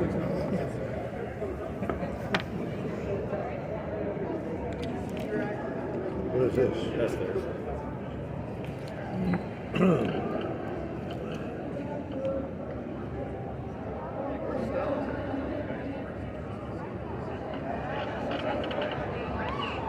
He has a selfie now. You know what that means?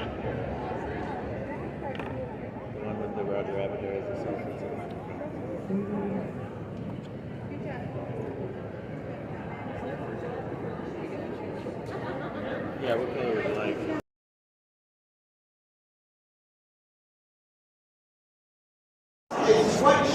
Okay, that was awesome. I'm still processing that. Dave Foley. Last call for Corey Feldman photo op. Photo op. Last call. If you have one, run over there right now. Some leader, look around the fold. All the proof.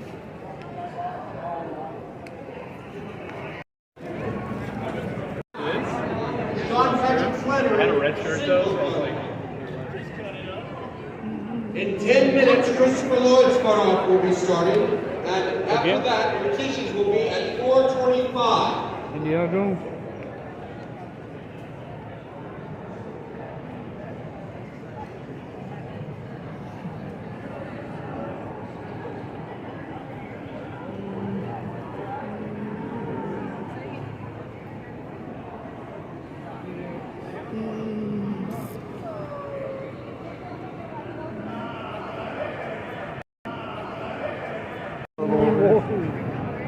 Why is it the Lonely Warriors today? Some reunion.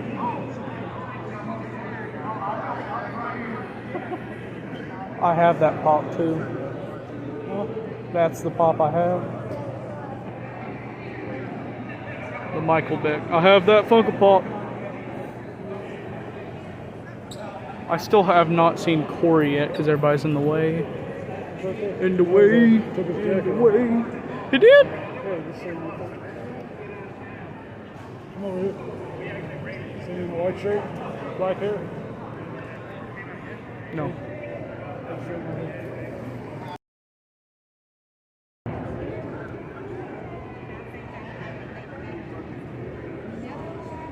Beck's name is familiar. Did he play in something? I can't remember when he played it.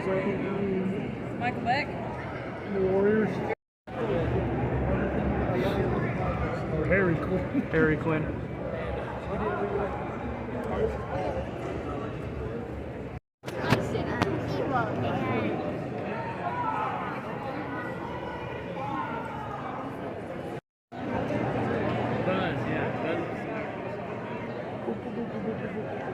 Corey Feldman's getting quite a bit. Looks like he died.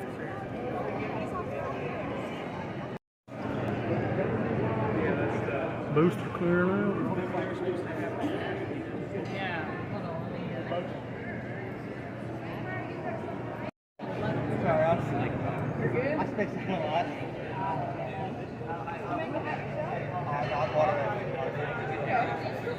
Yeah, there's a Kodak.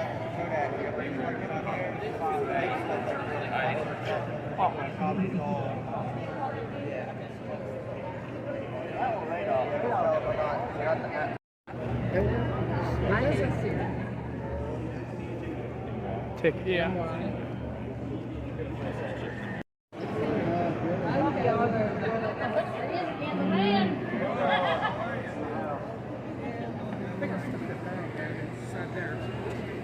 Awesome. We're gonna make it. For some reason, it blew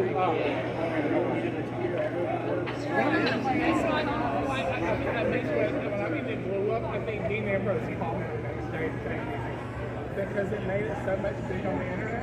WWE put the belt on him and Word. That little 5. Yeah, very stable. Thank you so much. Cool.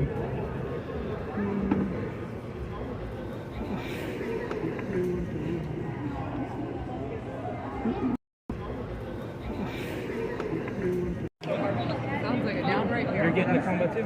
What's the name for your autograph? I've got it on my back.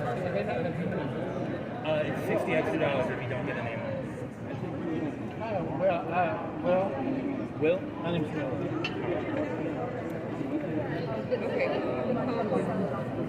Okay. Yeah, I'm not going to sell it on eBay. I just drove about 3 hours yesterday. Take that. Bless your heart for coming all this way. And then I'll take the ticket. Because I live in Atlanta and they never No, I guess not. Well, we need to book them. They have days in the desert. Several times a year. You want one? And that's 2.5 miles from my house. Mine? Why when I say I live really. Yeah, I live in Little Five Points. Why we can go to the vortex? It's a very famous hippie. They have vegan burgers. They do? Oh, that's nice. Because it's a hippie company. It's like So, let's see, Matt. So when you walk into the restaurant, you literally walk to a stall. Oh, wow. Yeah. I like that. There's Will. That's Matt. Cheers, thank you.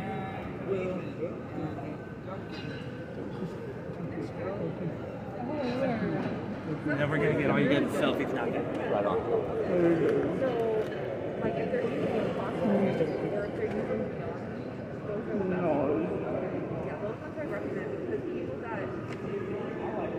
Sweet.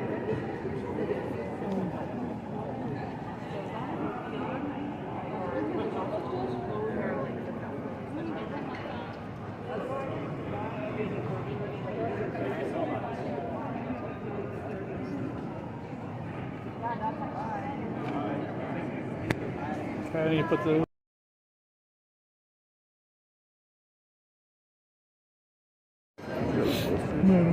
metal. Okay, what? Grogu. Oh, you found it? Oh, and Marty McFly, we got that. Great. Yeah, of course. Camp Crystal Lake staff. Oh, they have. That's cool. All the badges.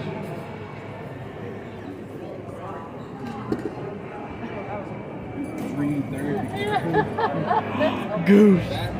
No, Iceman and Maverick.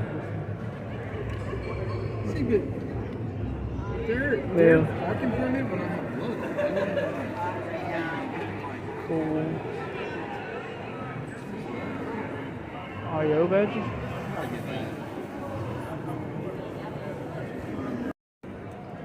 One of the Jeep tags. Sweet. Where's the? Where you guys go? Where? Funko. Santa Cruz. Gremlins.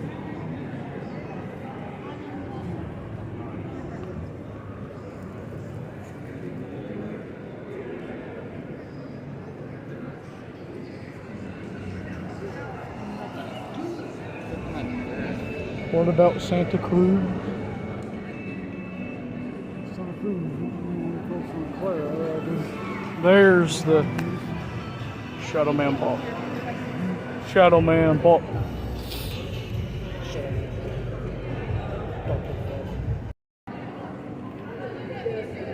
You can try.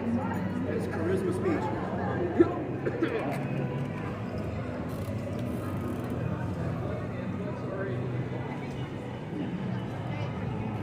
You don't have any points to get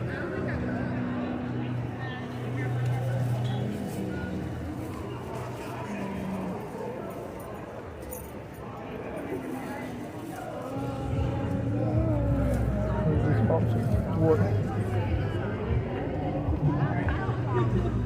Sorry. Please order backpacks. What you looking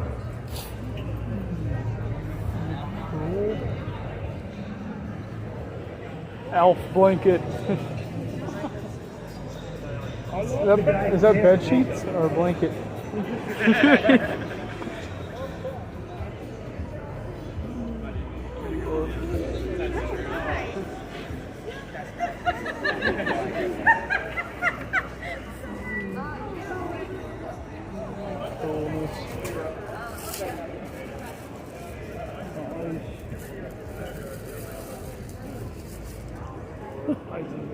You're going to have to walk the floor.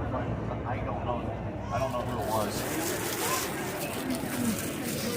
Flip-flop.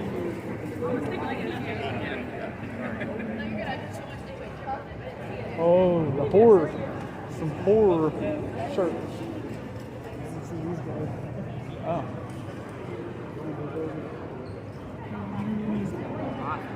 Oh, that's the comic. Yeah, the comic art.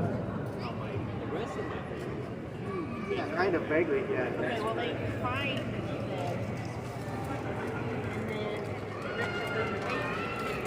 Comic artist.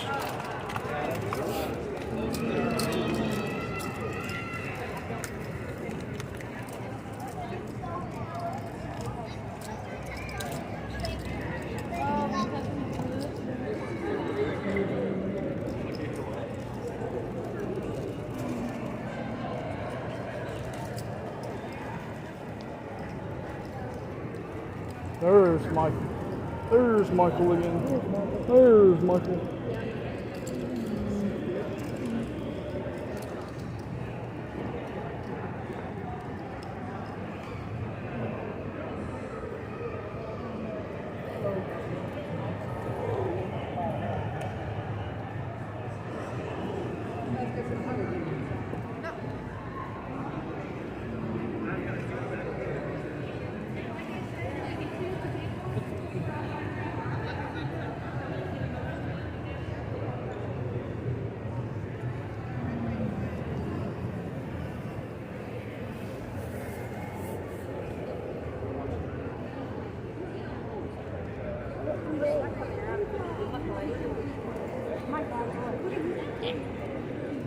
Which way?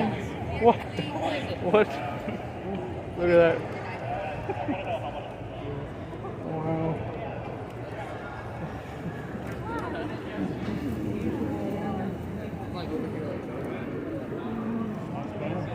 Wow, very nice.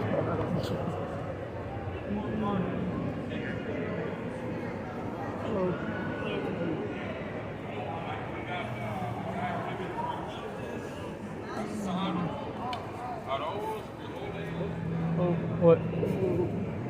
Bring me some papa fritas. Right here. Oh, there he is. That's him. Oh, I thought that was someone sitting over there. It's just, just a good guy doll. Just Chucky over there. All of them sitting in the movie theater. I always had that idea to do that. That's cool. That's a thing. To have, yeah, them all sitting in the theater. Oh, okay, that one's cool. Jack the Pumpkin. Nice. Come here. What we got here? Chopsticks. Nightmare on Elm Street chopsticks. I already told you I want that guy.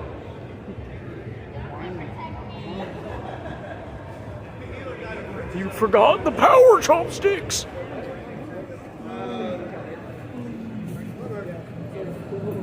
Oh, okay. Yeah, that's what I'm like. I'm appreciating that. Good job. We gotta figure out a picture of the second Harley. Yeah, I gotta go get all of them. The collection of the Harleys. This way. Walking up and down like a Walmart aisle.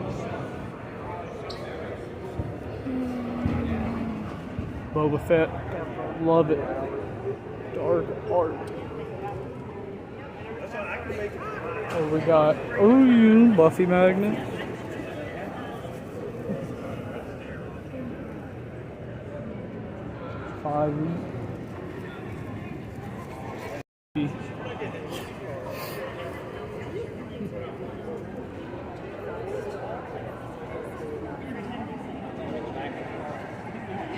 Yo. Look, they got everybody but McKenna. The Major's photo-op is about to start. That's at 5 p.m. in the photo-op. How much is Peter Bankman? That will be followed by Jay's photo-op at 5:45.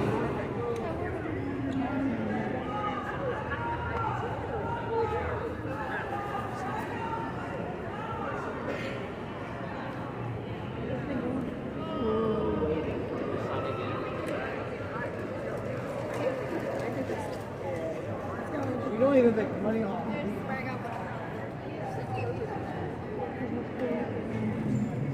Podcast.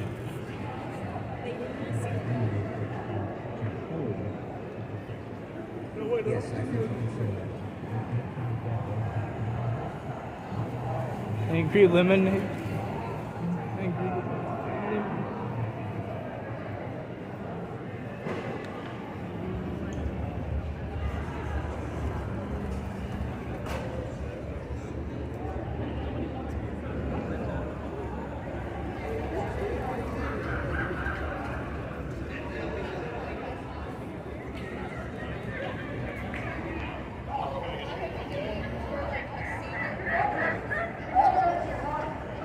Oh man.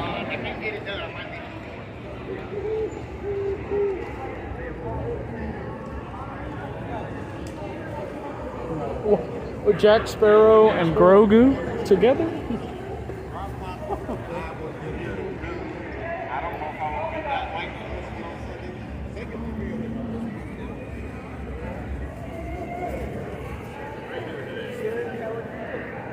Where's the Lord?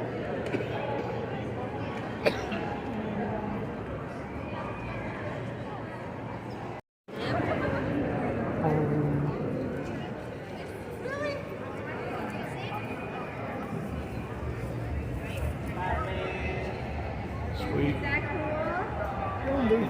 Yondu? Where's Yondu? They're like the original. They're the original Yondu. Whoa. The T-Rex. Look at the T-Rex. Wow. Last call for Lee Majors photo ops. Last call. If you have a Lee Majors photo op, run to the photo op station right now.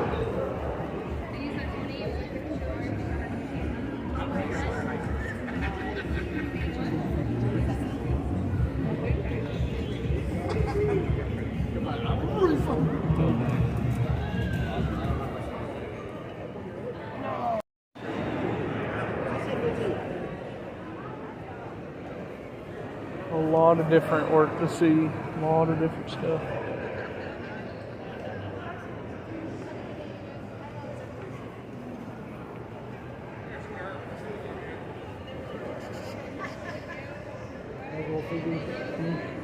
Lego. What we got? What we got here? Is this table? I want a Boba Fett. Yeah, I guess it is a 10. Just like, hold on, let me see if I can. One more time. Last call for Lee Majors photo ops. Last call. If you have a Lee Majors photo op, this is the last time I will announce it. Harley. I gotta build them. You can wait 1 second while I build them. Or do you want to build them? I can build them. Okay. There you go. Yeah. It's definitely more 10. This looks like it was light and then it got sun fade.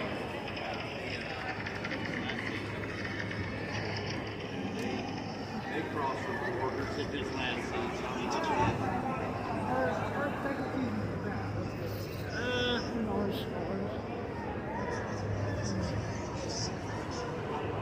Who? Kevin Conner.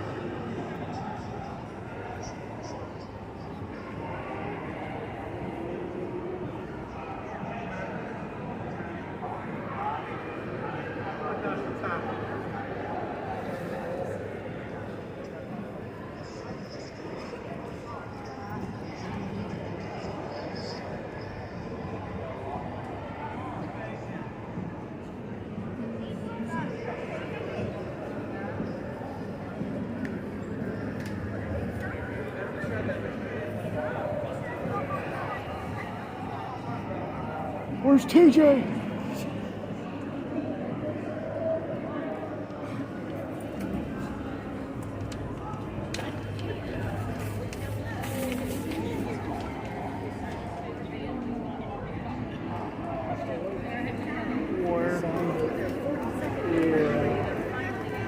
See, I got that wood one, but that's the one I wanted. That's like the actual fine. They're gonna play songs they haven't played.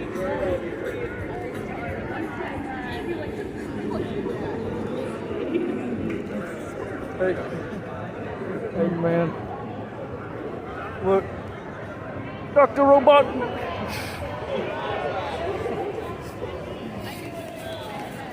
Here's Kevin again. I mean, you guys are free to go and sit down if you want. No, and then you get to. Right? So, me and my friend just like wanted to be like run out. There's Hammond again. And so, like, we just started going to counter. We're like, Hammond dropped his phone. I'm looking at where I just happened to stop. Hammond dropped his phone. Damn.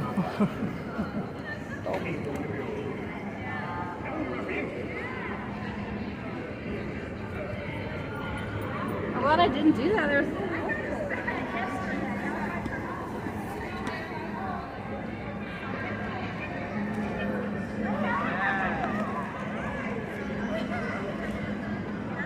Christopher Lloyd Long again.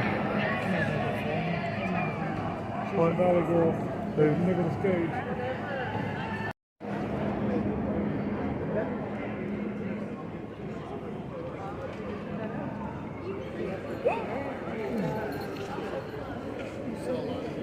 Thank you. You sell all 3 of them? Yeah, almost all the time. A lot of the times I'll sell just a second one. Cool.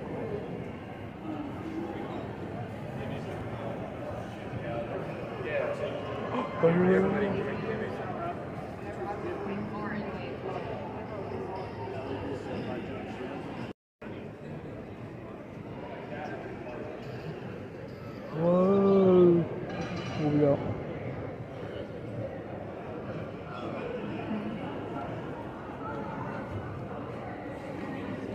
Ooh.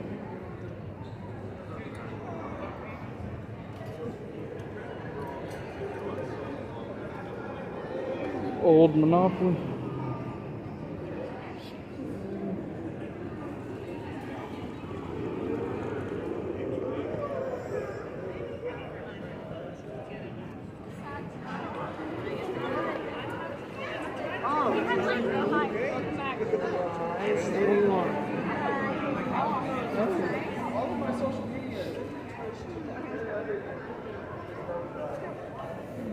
Don't tell me any of that.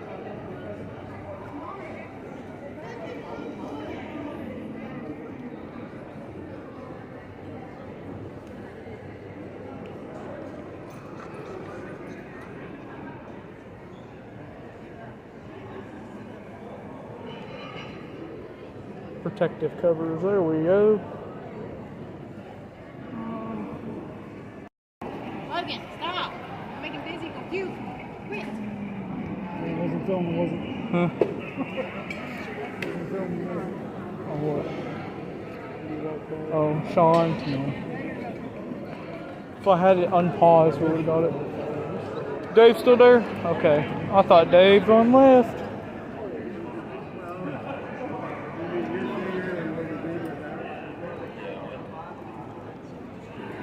Figures, cards. Dave Foley. Combo for 60. Keith.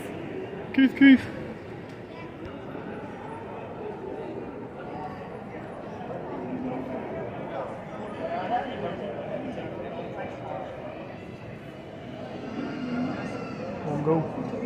Dave Foley.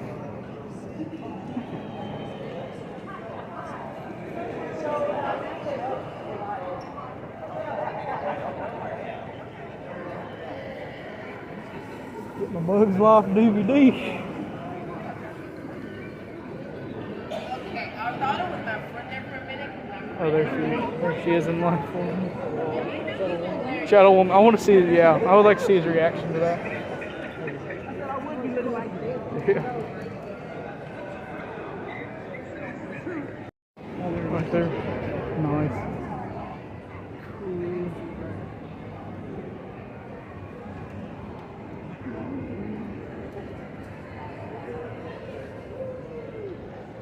Nice. Hey. Hey.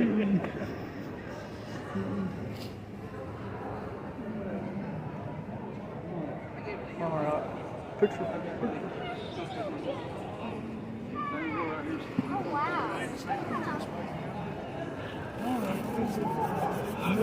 Dead Man's Farm. Goodbye. Maybe next year. Depends, yep. The exit. The final shot of the Fanboy. Say goodbye. Say goodbye. Bye. Bye, Fanboy. Christopher Lloyd's still out there. He's still huge line. He's gonna get some good sleep tonight. I even got a retweet. That was wow.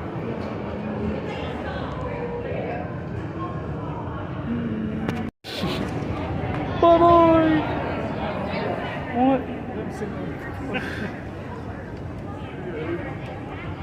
Bye bye. Exhibit hall.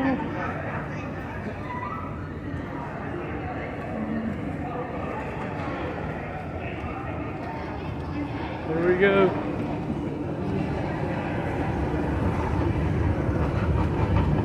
Yeet. Oh. Huh.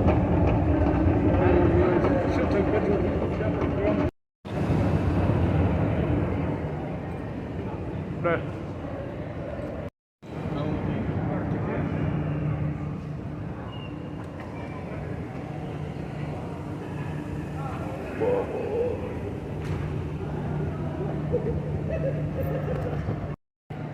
Here we go.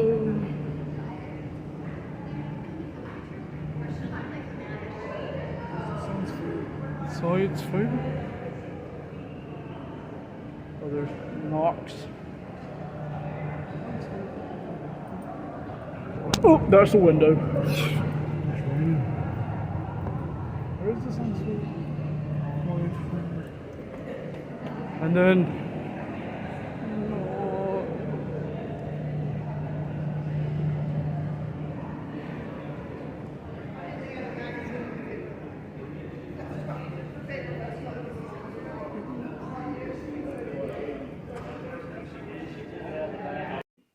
okay, I'm back from Fanboy Expo. I had such a fun time, and we're going to show you what's in the bag. Oh, there's a little bit. What's in the bag soon, but little story. So I got there. We arrived shortly right after they opened, around 10. And as you see in that first clip there, there's a little bit people there. Not too much for Christopher Lloyd in his line there. But I finally got to meet him third time in line, and I'll tell you a story. So the first time you've seen the clip, there was a little mishap with the tickets.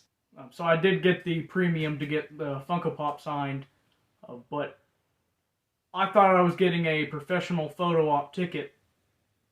So we got all the way up to where you pick out a photo, and had to leave the line, go back upstairs to exchange, and it turns out I accidentally, without knowing, clicked the selfie premium package. I read that all the packages came with a photo op, but I clicked the selfie one. So I was a little bummed for a little bit, but the picture really came out great. So I was not disappointed. I think that was really great. It was better to have it right at the booth. But the second time, after we got, figured that out, went back down there, the line was a little bit longer because it took some time. Got halfway up there, and he took a break, and then there was the photo op for 25 minutes, and then right after that was the panel. So I had to get back out of line again so I wouldn't miss the panel. And so, yeah. Finally got it. Third time's the charm there. But yeah, if I got it the first time, and as you see there, that this picture right here was the line the third time. That was like 1:30, and it took about 2 hours. Yeah, 2 to 3 was like around almost 4 o'clock by the time got out of there. So unfortunately missed Dave Foley's panel. I'll have to go back and check out that. and then the costume contest as well. But I was not disappointed. I got a little extra treat standing in line when I got a notification saying Christopher Lloyd retweeted my tweet. I tweeted about how it was such an amazing experience to have the front row in the panel, and retweet was not expecting that. It was an extra treat, and it's really amazing to get the autograph picture and then get a retweet. I really love it. He's so nice, very patient, and he will listen. As you see there, he'll talk to the fans, and I really appreciate that. It was a very honor to have met him. And of course, Kevin McNally, super cool. Had a little bit more time at that booth because at the time there was a few people there, and I'm so sad I didn't get that on video. I turned it off going up there, but I learned from that mistake and got the other two, Christopher Lloyd and Corey Feldman. But it was really nice. Yeah, but I did have this up there, and I did not get it autographed. I really wanted to, but I thought I had to have the fan package already pre-ordered. But turns out, that wasn't really the case with when I got over to Corey Feldman. I didn't have a fan package and got that the Funko Pop signed. So if he's ever again, I will get this autographed. I've grew up with Pirates of the Caribbean, and I have a lot of these figures. Jack Sparrow and Barbossa and Blackbeard. I would always go to Toys R Us. Rest in peace. Bring back Toys R Us. And I would always get these figures. And I would always get the Pirates of the Caribbean figures. And he did notice that the rifle is missing. I do have it around here somewhere in the accessory bucket. But yeah, really, just really cool. And I'm still trying to process this in. It was just a really great experience. As my first convention, to have met these three was just amazing. And I'm going to set that right there.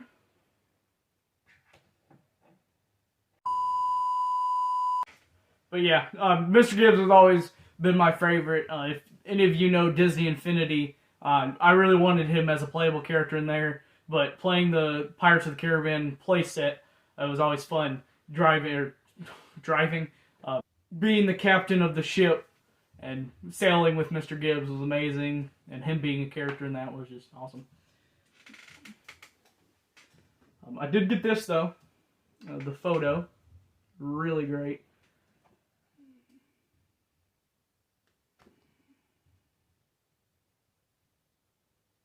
And then went to one of the other vendors to get the nice protector for it. So I really love that. I'm still trying to take it in, but yeah, I love it. I got to chat for him for a little bit. I really didn't get to say everything because I was just so shocked. That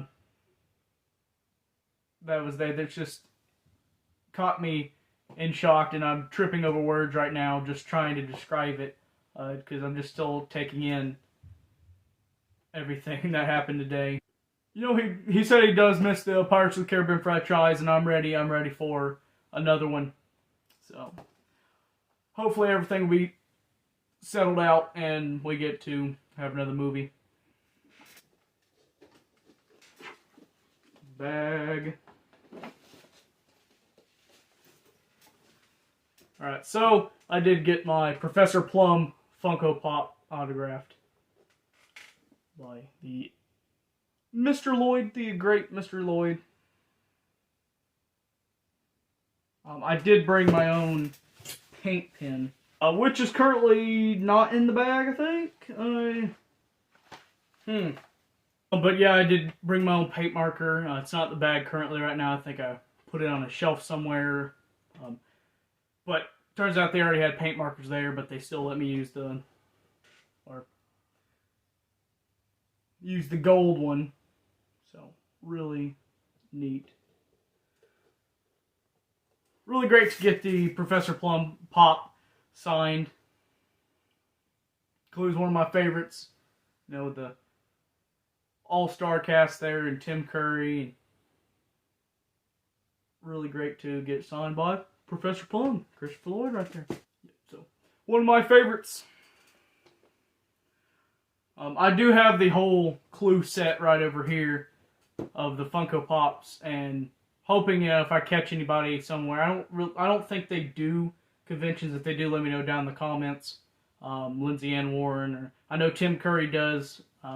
He was at a horror convention a couple years ago. You know, if I catch him again, that'd be really sweet. That's definitely on the dream list. But maybe I can get some of the other Clue Pops signed to put with the collection.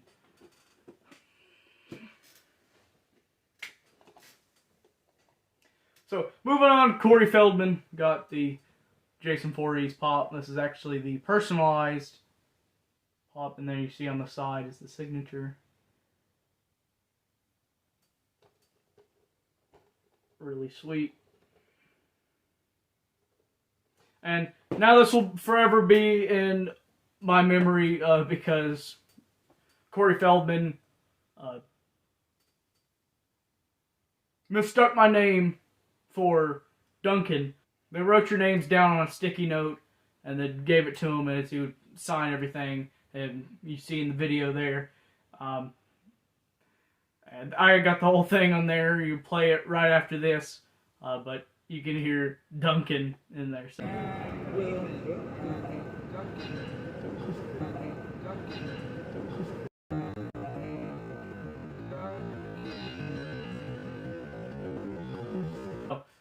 That will always be a memory of meeting Corey Feldman, reading it as Duncan. So, really awesome there. I would have brought this mask. There we go. That's from part 3. Doesn't have the axe in it, the axe mark in it. But really cool. I actually Spirit Halloween one time. Really great guy. I think his name was Michael. Sold me that, and it's actually autographed by Richard Brooker in the inside. To have the Jason in 3 and 4 with Corey Feldman on there would have been awesome, but you know, I stuck with the pop to have the 2 autograph pops. I did not actually get this sign. I've had this ever since childhood. You know, all the Pixar movies, and this is actually the deluxe collector's edition, but really would have been great Dave Foley right there. I was really debating it. I really wanted it, but it was really great to see him from the distance. And zoomed in and got some photos of him signing some other autographs. So maybe in the future I can get the Bugs Life signed. Really great. Another one, Keith David. I actually got to see him walking on the floor. There's actually a few of them. Sean and Jake the Snake. I was walking on the floor there, and you know, I got to look him in the eye and nod, so that was really great. Didn't get to the DVD signed by the Princess and the Frog DVD signed, or this. Alright, this is the Domes. I don't know how to say these, but they're these little collectibles, and this actually glows in the dark of the Shadow Man. Really great there.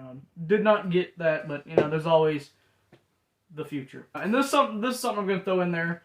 They seem really nice here. Definitely go check them out.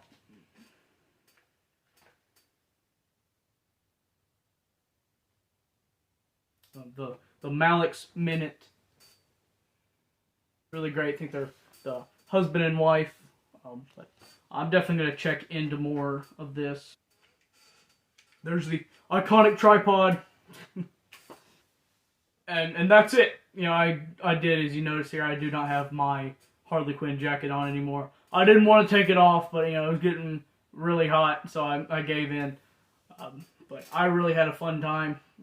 Great to have met these 3.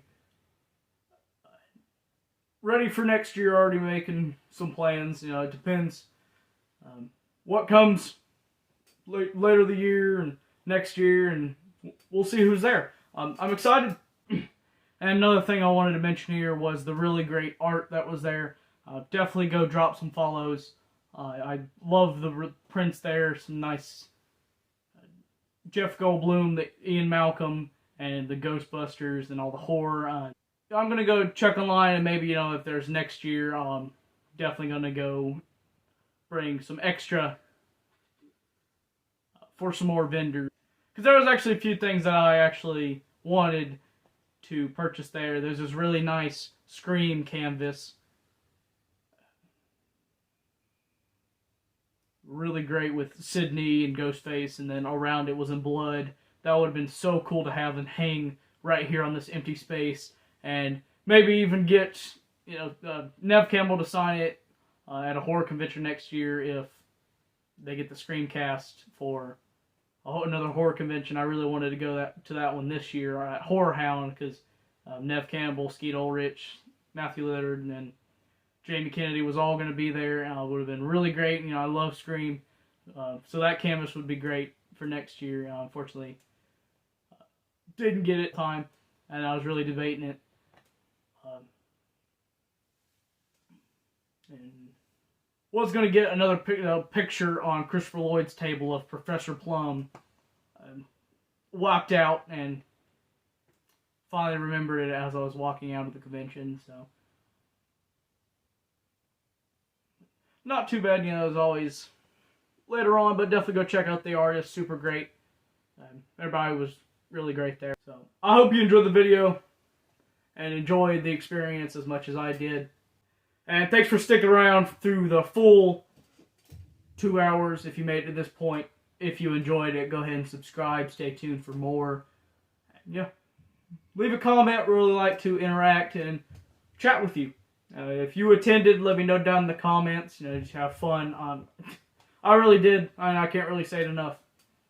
Really great to attend. But thank you so much. I'm D.CMill signing off. I'll see you in the next one. What is this? That's theirs.